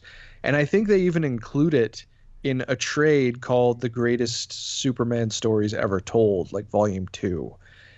Because you'd be surprised at how a character like that would be able to get to the essence of Superman and his career and his heroism. So Mixie is a guy who, first of all, he's generally hilarious in most of the best stories that I've seen him featured in. And I can't help but hear Gilbert Gottfried's voice when I read a Mxyzptlk story, since he was the guy who voiced him in the animated series. But no, it was something of a moment of appreciation for Superman by one of his greatest enemies. So it was fun. It had kind of a quasi-historical tie, which I really appreciated. It had a tone of irreverence to it near the end, and it was solid. So I really enjoyed it. Nice. Jamie? I had a lot of fun reading this one. I think the presentation, both in appearance and in story, is really well done here. It was unexpected. I was very much looking forward to it because I've heard the name Garcia Lopez thrown around a lot lately. And, obviously I've seen some of his work in the past, but it's not a name that's really come into my lexicon until probably 6 months ago, maybe. And, Paul Dini, I'll read about anything that guy will do. Not everything comes out great, but I think this is one that did come out great. But my only question I really have is, I know who Batmite is. Who are those other two guys on the rocket at the end? Oh. I don't know them. There's like a pink electricity guy, and there's like a little, I don't know if he's a little tiger orange, or with an antenna or what he is, but yeah, I don't know them. I don't either. Chris? No, nothing's coming to mind off the top of my head. I'm guessing this they must is be why other you're Fifth here, Dimension Chris. You're supposed to know this. I'm sorry. Yeah, I didn't know either. I had no clue. I love this one. I mean, these are my guys. Paul Dini. I've always been happy with his stories. Garcia Lopez, like Jamie, he's someone whose work I have loved my entire life, but only connected that work with his name relatively recently. And I'm ashamed I didn't know his name prior to that, because now when I look at all of the work that he's done over the years, I'm like, holy shit, like he's been one of my favorites and I didn't even know it. So to have these two guys team up and do this story, I love it. It's theme park themed. I love that. And I love the twist ending. And I love that essentially it comes down to Mxyzptlk can't write an ending because he doesn't want an ending. Very much like Joker needs Batman. This is sort of a mirror version of that, where Mxyzptlk needs Superman. Superman gives him a reason to keep going. It keeps him inspired. So I love that that's how it ends up. So I think this is a great one. And then that leads us to Faster Than a Speeding Bullet. And so Superman is trying to save this woman. I'm sorry, this one's written by Brad Meltzer, who will always be in my Hall of Fame because of Identity Crisis. One of my favorite books of all time. It's so good. Artist John Cassaday, colors Laura Martin, and letters by Chris Eliopoulos, I think. Eliopoulos. And he says for Christopher Reeve. Oh, that's nice. I missed that last night. So yeah, this woman is being held at gunpoint, and Superman is racing to the rescue, but he hears the guy pull the trigger, and he knows that he doesn't have time to make it to save her from this bullet. And at the last moment, she shows a little bit of spirit. She nudges it out of the way and buys just the right time for Superman to jump in and save her. It's just a really quick thing, but it's a ticking clock of him trying to get to that bullet before it hits her. And it ends on one of my favorite notes. I mean, it could be my favorite moment in the entire book, where he's talking to Lois, and she says, "Everything okay, Clark?" He says, "Absolutely." She said, "I see that look on your face. You met a good one today, didn't you?" And he says, "I meet a good one every day." And she says, "You know what I'm saying, Clark. People always say they're inspired by you, but I know your real secret. You're the one inspired by them," which is just amazing and beautiful and perfection. So, Chris. Yep, perfection. This was my favorite story in this book. I mean, Meltzer is already a master storyteller. In addition to his work on Identity Crisis, I actually really loved his Justice League run. That was a year. It was 2006 to 7, I believe. And I'm probably gonna have to dig that up because I think.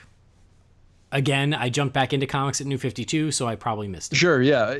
So I'll have to go back and get it. After Infinite Crisis, the Justice League had disbanded, so Superman, Batman, and Wonder Woman are trying to put it back together, and they end up with a team that they didn't necessarily think that they would have. But obviously not as sort of far-reaching as Identity Crisis, but still very solid. Like a cool character exploration of Red Tornado, of all people. Awesome. And he also did a one-shot right before Final Crisis called Last Will and Testament that Adam Kubert drew. That sort of like it was kind of a tie into Final Crisis, but not really, because it doesn't actually overtly mention any of the stuff that's going on with that story. So it's more of like going to specific characters and seeing how they react to the end of the world. And it's a cool story, and it even delves into Geoforce, classic Outsiders character, which is cool, and shows a Geoforce versus Deathstroke fight that goes in a way that you might not expect. So it's pretty awesome stuff. But as for this story, I mean, one of the big strengths to Identity Crisis, at least to me, was the way that story handled Superman. And Meltzer, if you follow him on social media, he is blatant with his love for Superman. So seeing him, first of all, come back to comics, but also having the chance to write his own sort of brief love letter to Superman is a great opportunity. And then getting an artist of John Cassaday's caliber, one of my all-time absolute favorites in the entire medium, just for Astonishing X-Men and his work on Captain America by itself. It's almost like this story was made for my personal taste. But beyond that, yes, the dialogue that you had read over, it's the kind of story that gets to the heart of Superman in a way that not many stories this brief can. And in addition to just being absolutely beautiful in the way that the environments and characters are rendered, down through to the spirit of the writing that just connects so well in my estimation, a definitive way to Superman, makes this one of the most definitive short Superman stories to hit the pages of comics in a very long time. So I can't sing this story's praises enough. Nice. Jamie. Copy, paste. I mean, the best thing I can add to it is just to get specific. You have this page where he's watching the gun fire, like the initial gunpowder ignition and whatnot, and he goes on to say as he's flying, which I love those backgrounds where they show like the streaking, blurry images in the back. I just think that I don't know why seeing that kind of stuff in a comic book is as cool as it is to me, but it is. But he's saying, I know my top speed, I know the distance, I'm close, but this is math. I won't make it. But he's still pushing himself to make it. He's still hoping something is going to break for him to be able to get there in time to save this woman from the situation that he's in. And if that is not Superman to the core, I don't know what is. Yeah, absolutely. Yeah, hope in the face of hopelessness. I mean, that's literally the most Superman thing I can think of. Yep, I agree. Seconded. Both of you, this is a great one, and it shows like how you can tell an amazing story in such a short amount of time. It is literally like a couple pages. It is so simple, it's so straightforward, but it's so well done. It's beautifully drawn, it's beautifully written, and again, I think it ends on just the perfect note of again celebrating the human spirit and how that inspires Superman. It's awesome. Definitely. Love it. All right. And then the one last one here is The Truth, written by Brian Michael Bendis, pencils by Jim Lee, inks by Scott Williams, colors by Alex Sinclair, and letters by Corey Petit. And this one, we were just thrown into the middle of this massive brawl between Superman and some guy we've never seen before. At least I've never seen before. I'm not sure if I'm supposed to have seen him before. Nope. I don't think so. Nope, you're not. Specifically created by Bendis. So what I thought, well, I knew he was created by Bendis. I didn't know if they maybe hinted at him in a previous issue somewhere that I'm not reading. No. But I did know that this is Bendis's big new villain. So this guy is in. He's not a fan of the Kryptonians. Supergirl jumps in for the assist. And as this goes on, a couple civilians pull Superman to safety and have a little debate about the red trunks. a little meta moment there. And the fight continues to escalate.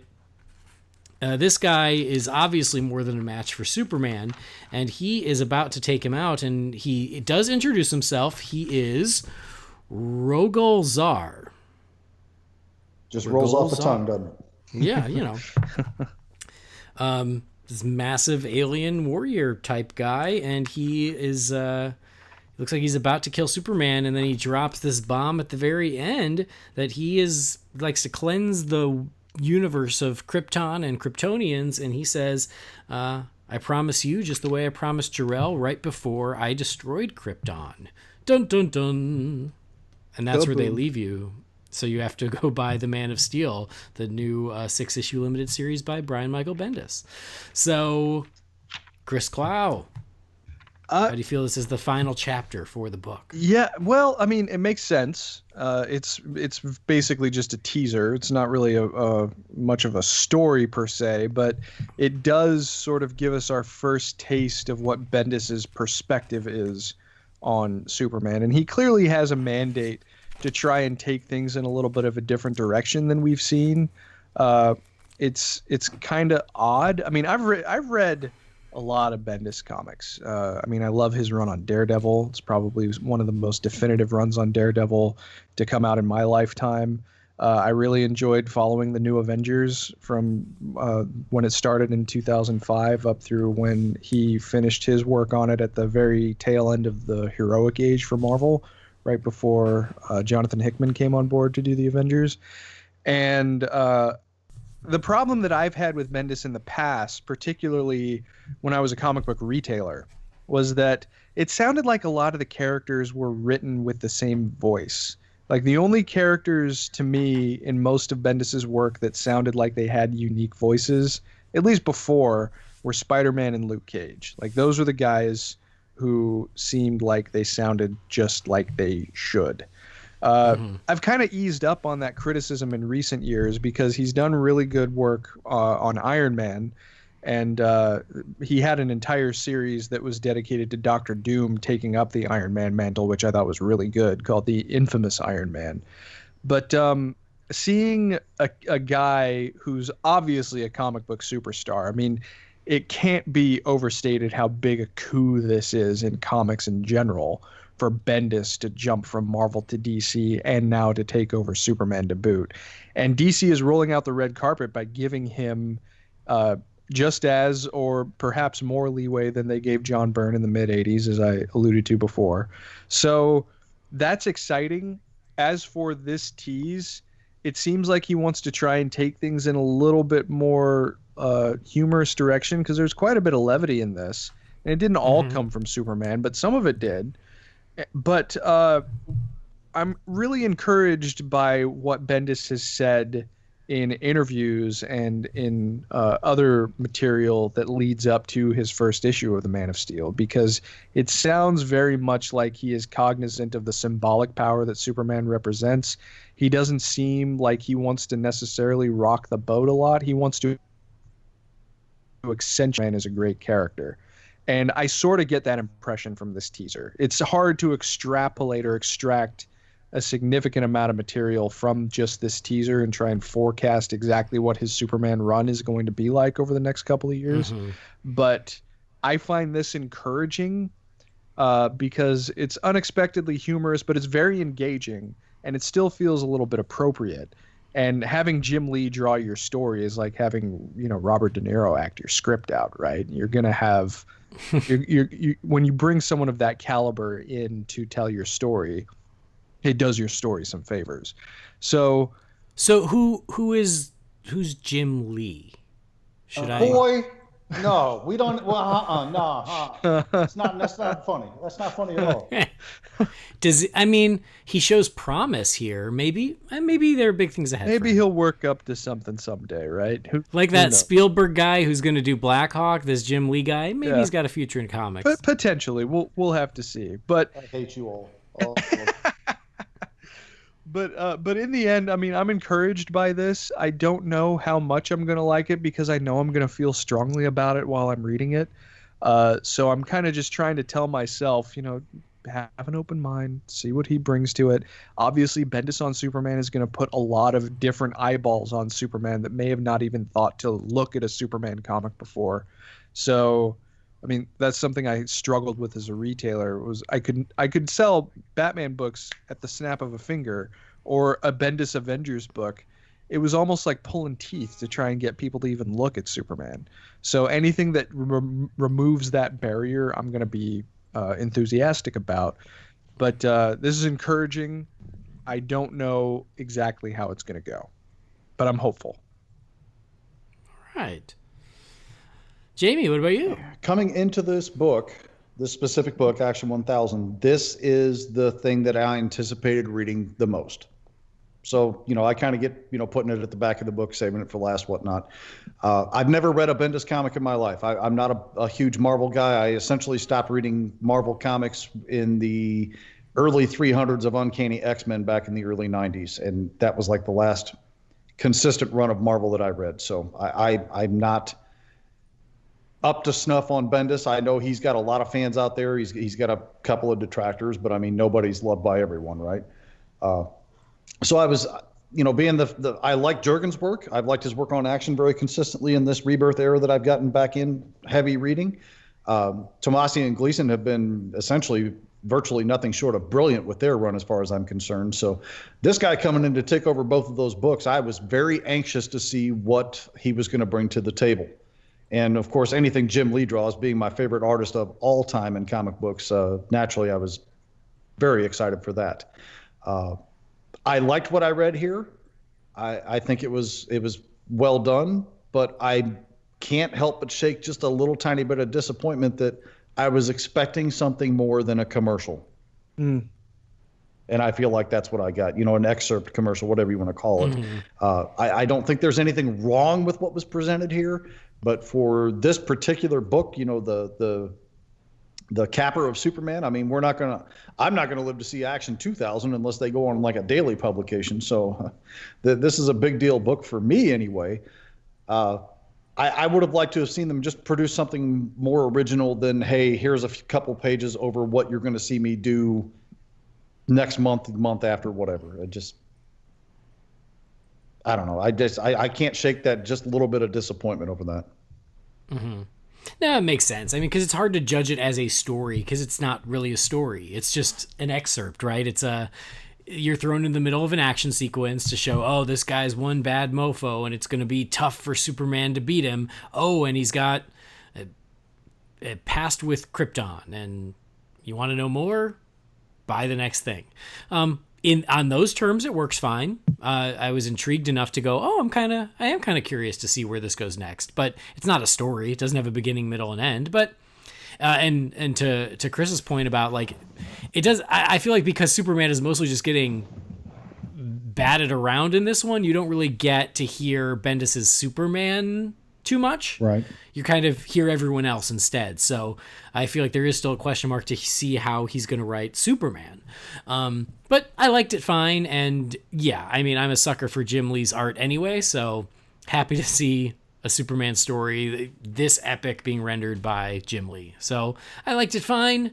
It'll be interesting to see where it goes. Hey, you know what hashtag got me really excited over the course of the last few weeks is this whole "the trunks are back." Because how often did you hear me just go off on tangents about Man of Steel and how I wanted them to add that one detail in and post with some CGI or something? Because Superman is fine in various costumes and whatnot, but when he lost those red trunks, it just never seemed right to me, and I've never gotten over it. So the fact that apparently Bendis must be the one that's responsible for bringing him back, so for that alone, this guy's going to get my money every couple of weeks. So, which is really surprising, frankly, because Bendis is a guy who, in most of his other work, has sort of favored what is cool. And what do a lot of Superman detractors point to when they say Superman's not cool? They point to his trunk. Even though they anchor the color of the entire costume really well. Like, it's not just the oh, he's wearing underwear. First of all, it's not underwear, it's trunks.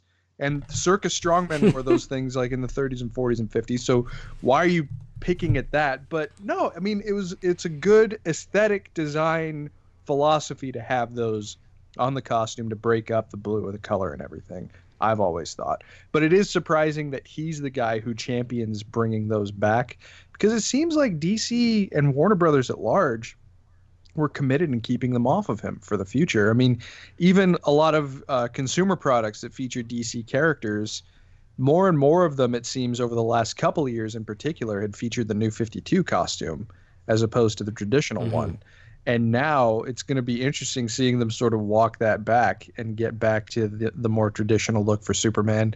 It's all going to come down to the next solo Superman movie. Is he going to have him? Is he not going to have him? How powerful is your influence, Bendis? Hopefully pretty powerful. We'll see. I've enjoyed watching the fans go at it about this. My take, I must borrow a phrase from Futurama. I have no strong feelings one way or the other. Tell my wife hello.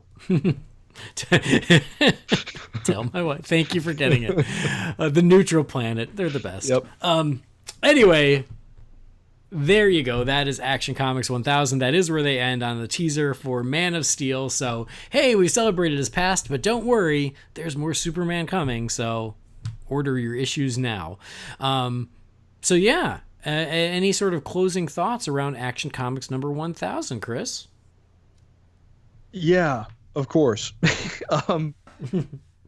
Superman is a character that, frankly, nowadays I feel does not get the kind of credit that he is due. I mean, we go to these big budget blockbuster motion pictures that feature superhero characters. We try and deconstruct in order to seem cool and be ahead of the fad that pop culture seems a little bit obsessed with right now. But you wouldn't have any of that if you didn't have the basic foundation of the Man of Steel. And, you know, deconstructing Superman in a story is fine as long as that writer takes the time to build him back up again. And a lot of modern storytellers with Superman, not so much in comics, but in other places, don't seem to want to take that step of rebuilding. And it's something that I always find is a huge oversight, because there's a lot of value in having a character of Superman's demeanor and brand in the pantheon of superheroes in general. Action Comics 1000 is a wonderful celebration of Superman in his complete form, past, present, and now future. So as a comic book reading experience, I was very, very happy with it. As a Superman enthusiast, and you might even say apologist, I love when DC actually has confidence in the guy that they've had, because sometimes it doesn't seem like they do. Sometimes it seems like DC creators feel like Superman is a character that needs to be fixed, when it's just the opposite. So seeing a book like this that celebrates who he is and what he's supposed to be in his best form, it did my soul good. Action Comics 1000 was exactly what I needed in 2018. So I was very happy with it. Can't recommend it enough. And if you're thinking about picking it up, I heartily recommend it. Hear, hear, Jamie. Yeah, again, copy and paste most of what he just said right there. It's a very enjoyable book. It's a great read. I love being a part of that celebration. I had nothing to do with the creation of this book, but somehow reading this just makes you feel like you're part of this world and part of this universe. As a fan, all of us as fans should feel that way. And I got tremendous enjoyment out of all but about 6 pages in this book. Just great stuff. I can't recommend it enough. I can't imagine this is not going to finish really high on my best books of the year list. And it's so worthwhile. It really is. Minor nitpicks aside, it's the best $8 you're going to spend on a single comic this year, unless you find somebody, giving stuff away at a garage sale. Yeah, I mean, co-sign what both of you guys said. I loved it. It's for me, it absolutely delivered on what I wanted from an Action Comics number 1000. It was a celebration of Superman, and that's what it should be. And I think that everyone put their stamp on it, and it was really fun to read. It was inspiring to read. It was emotional. Some wonderful artworks and some wonderful stories, and worth every penny of that $8. So for me, yeah, it delivers. It's a great addition to the collection, and I think a wonderful little celebration, as it should be. So I was very happy with it. And I've also got to co-sign something Chris said, is I feel like sometimes people overthink Superman, and that's the problem. It's like, Superman is great because he's Superman. You don't have to overthink it. You don't have to fix him. Yep. He doesn't need fixing. He's good. He's Superman. Embrace him and celebrate him as he should be. So yeah, really great stuff. Action Comics number 1000. Thanks for joining our celebration here on Holy Supercast. As we're renaming it just for this episode. Let's bring it back to Batman for just a quick second here, because I want to run this conversation by you that I had with my comic book shop guy when I picked up my stuff on Friday night. We're going to get this again in a year, because Detective Comics 1000 is going to land about this time next year as well. Yeah. My comic book shop and I both think we're going to get double dipped on this, because obviously they're going to do the same big hoorah with Detective 1000, but about a year after that, we think we're going to get dinged again, because they're going to make a huge hurrah over 1027. Yeah. Thoughts, comments, opinions? Total agreement. I mean, they did sort of the same thing with the New 52, because they sort of celebrated Detective Comics number 900 in sort of a backhanded way. But then when Volume 2, number 27 came out, they made that the big anniversary hoorah celebration for Batman. So I think you're absolutely right. And you know what? I'll buy both. Oh, I'll buy all 10 covers of both. Yep. You'll get me. Yep. Let's not act like this is me in protest saying there's no way I'm doing this again or anything. I was just curious what you guys thought. Yeah, I didn't think that far ahead, but I mean, it makes sense. Any chance to commemorate that thing and make some dollars, I wouldn't put it past them. Nope. And I would imagine the next thing after that's probably going to have to be like some sort of a Wonder Woman anniversary, but I don't know how they're going to pull that off. But I mean, they'll keep this ball rolling as far as they can take it. I mean, this has been a huge deal in all kinds of social media, news media, and everything else in this past couple of weeks. So I don't imagine they're not going to strike with this every chance they get. We got to be coming up on close to Wonder Woman 700 by now. I mean, if we're taking like Volume 1 numbers, maybe they'll do like a renumbering and do the same sort of thing. Who knows? I mean, they'll think of something. They'll fudge the numbers too if they have to. Anyway, let's hear what you guys have to say as we crack open the Wayne Manor mailbox. Alfred, what's wrong? This just arrived, sir.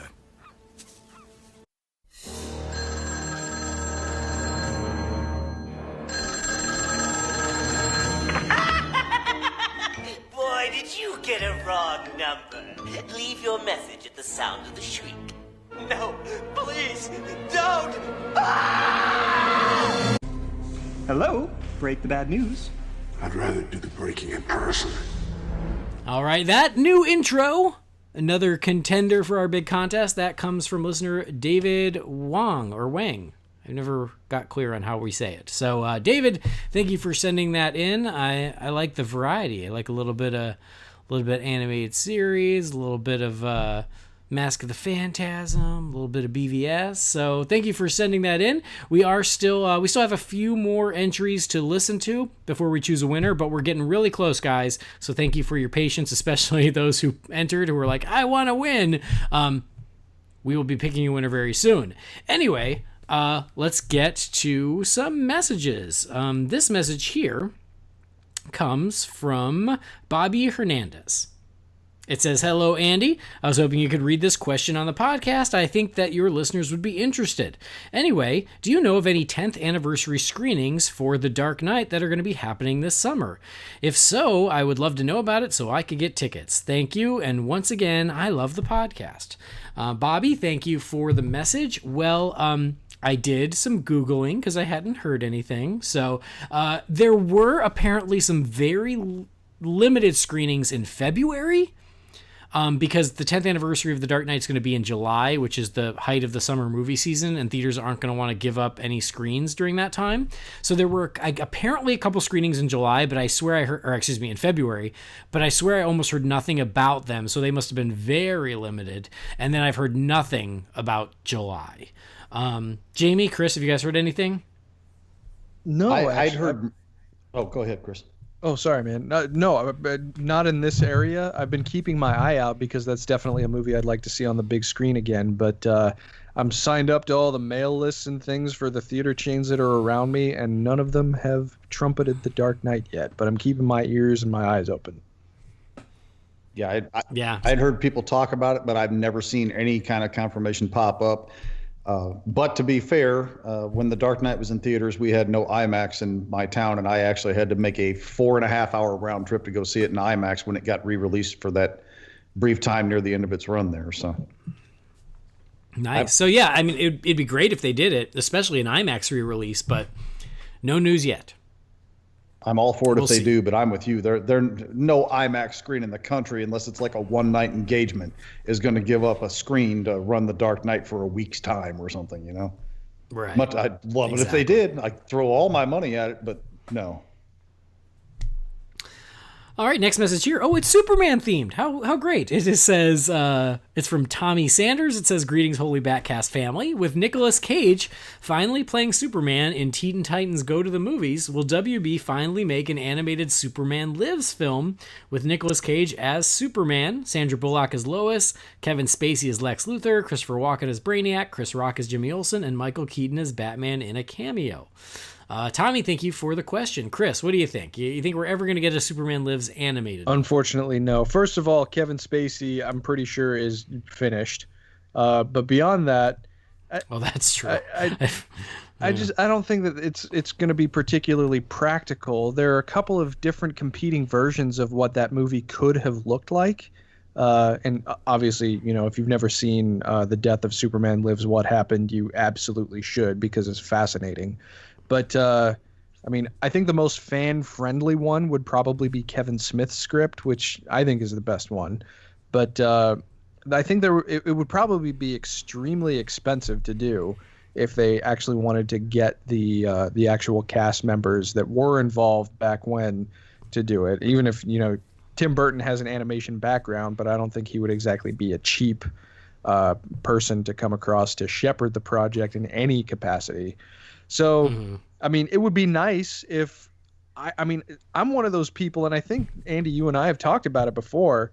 You know, there's a whole untapped realm of comic book storytelling that you can do in the Burton Schumacher Batman universe. You know, what happens after Batman and Robin and those kinds of things, but they've never done that.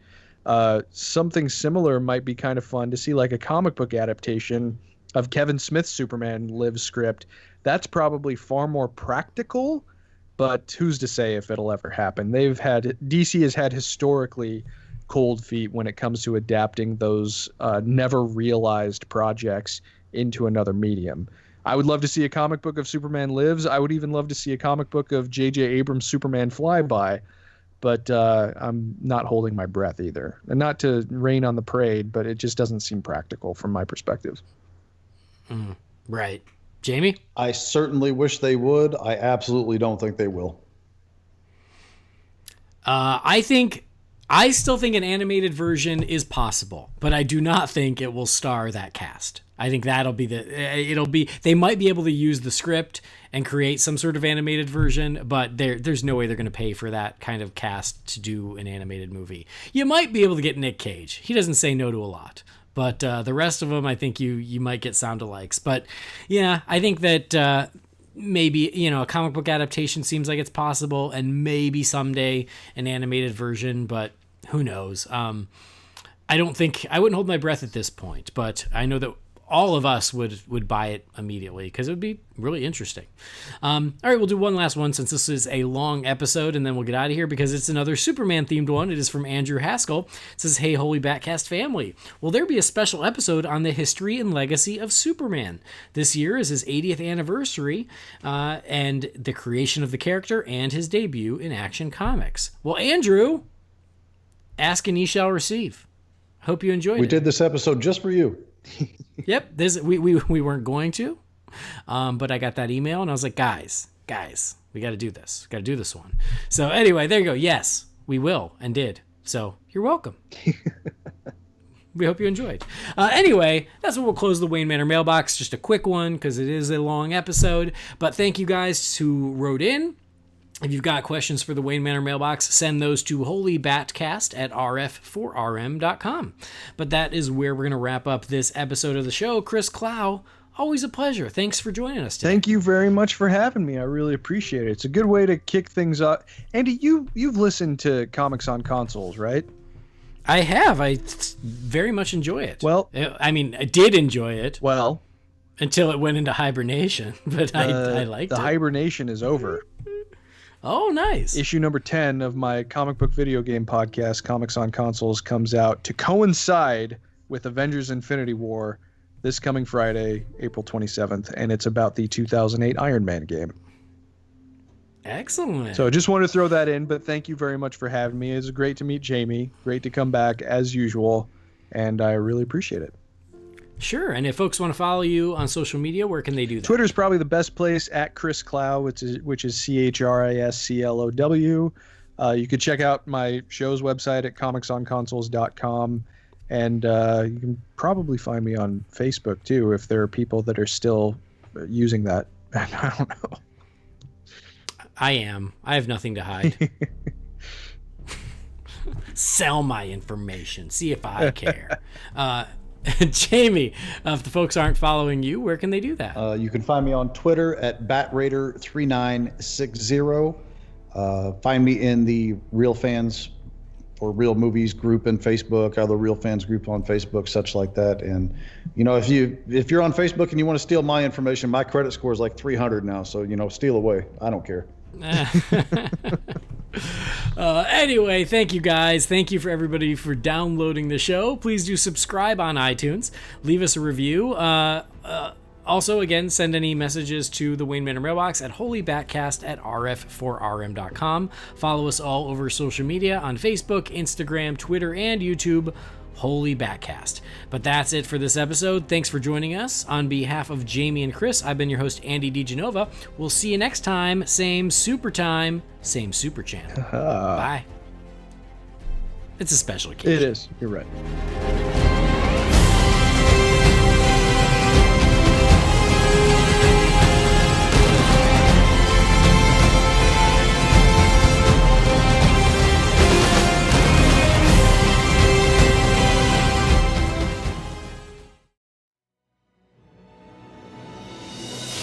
Holy BatCast is brought to you by Real Fans for Real Movies. Remember, the thoughts and opinions shared by the participants are theirs and theirs alone, and do not represent the companies or organizations they happen to work for.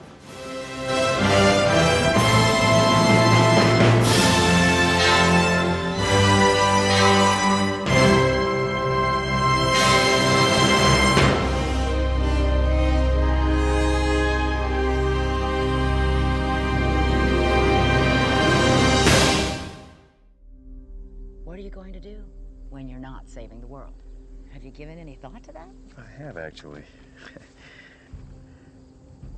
I gotta find a job where I can keep my ear to the ground.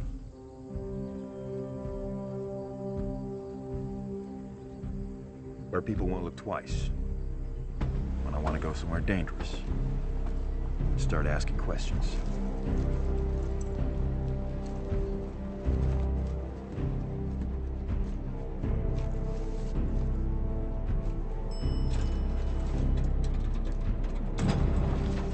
Come on, Lois.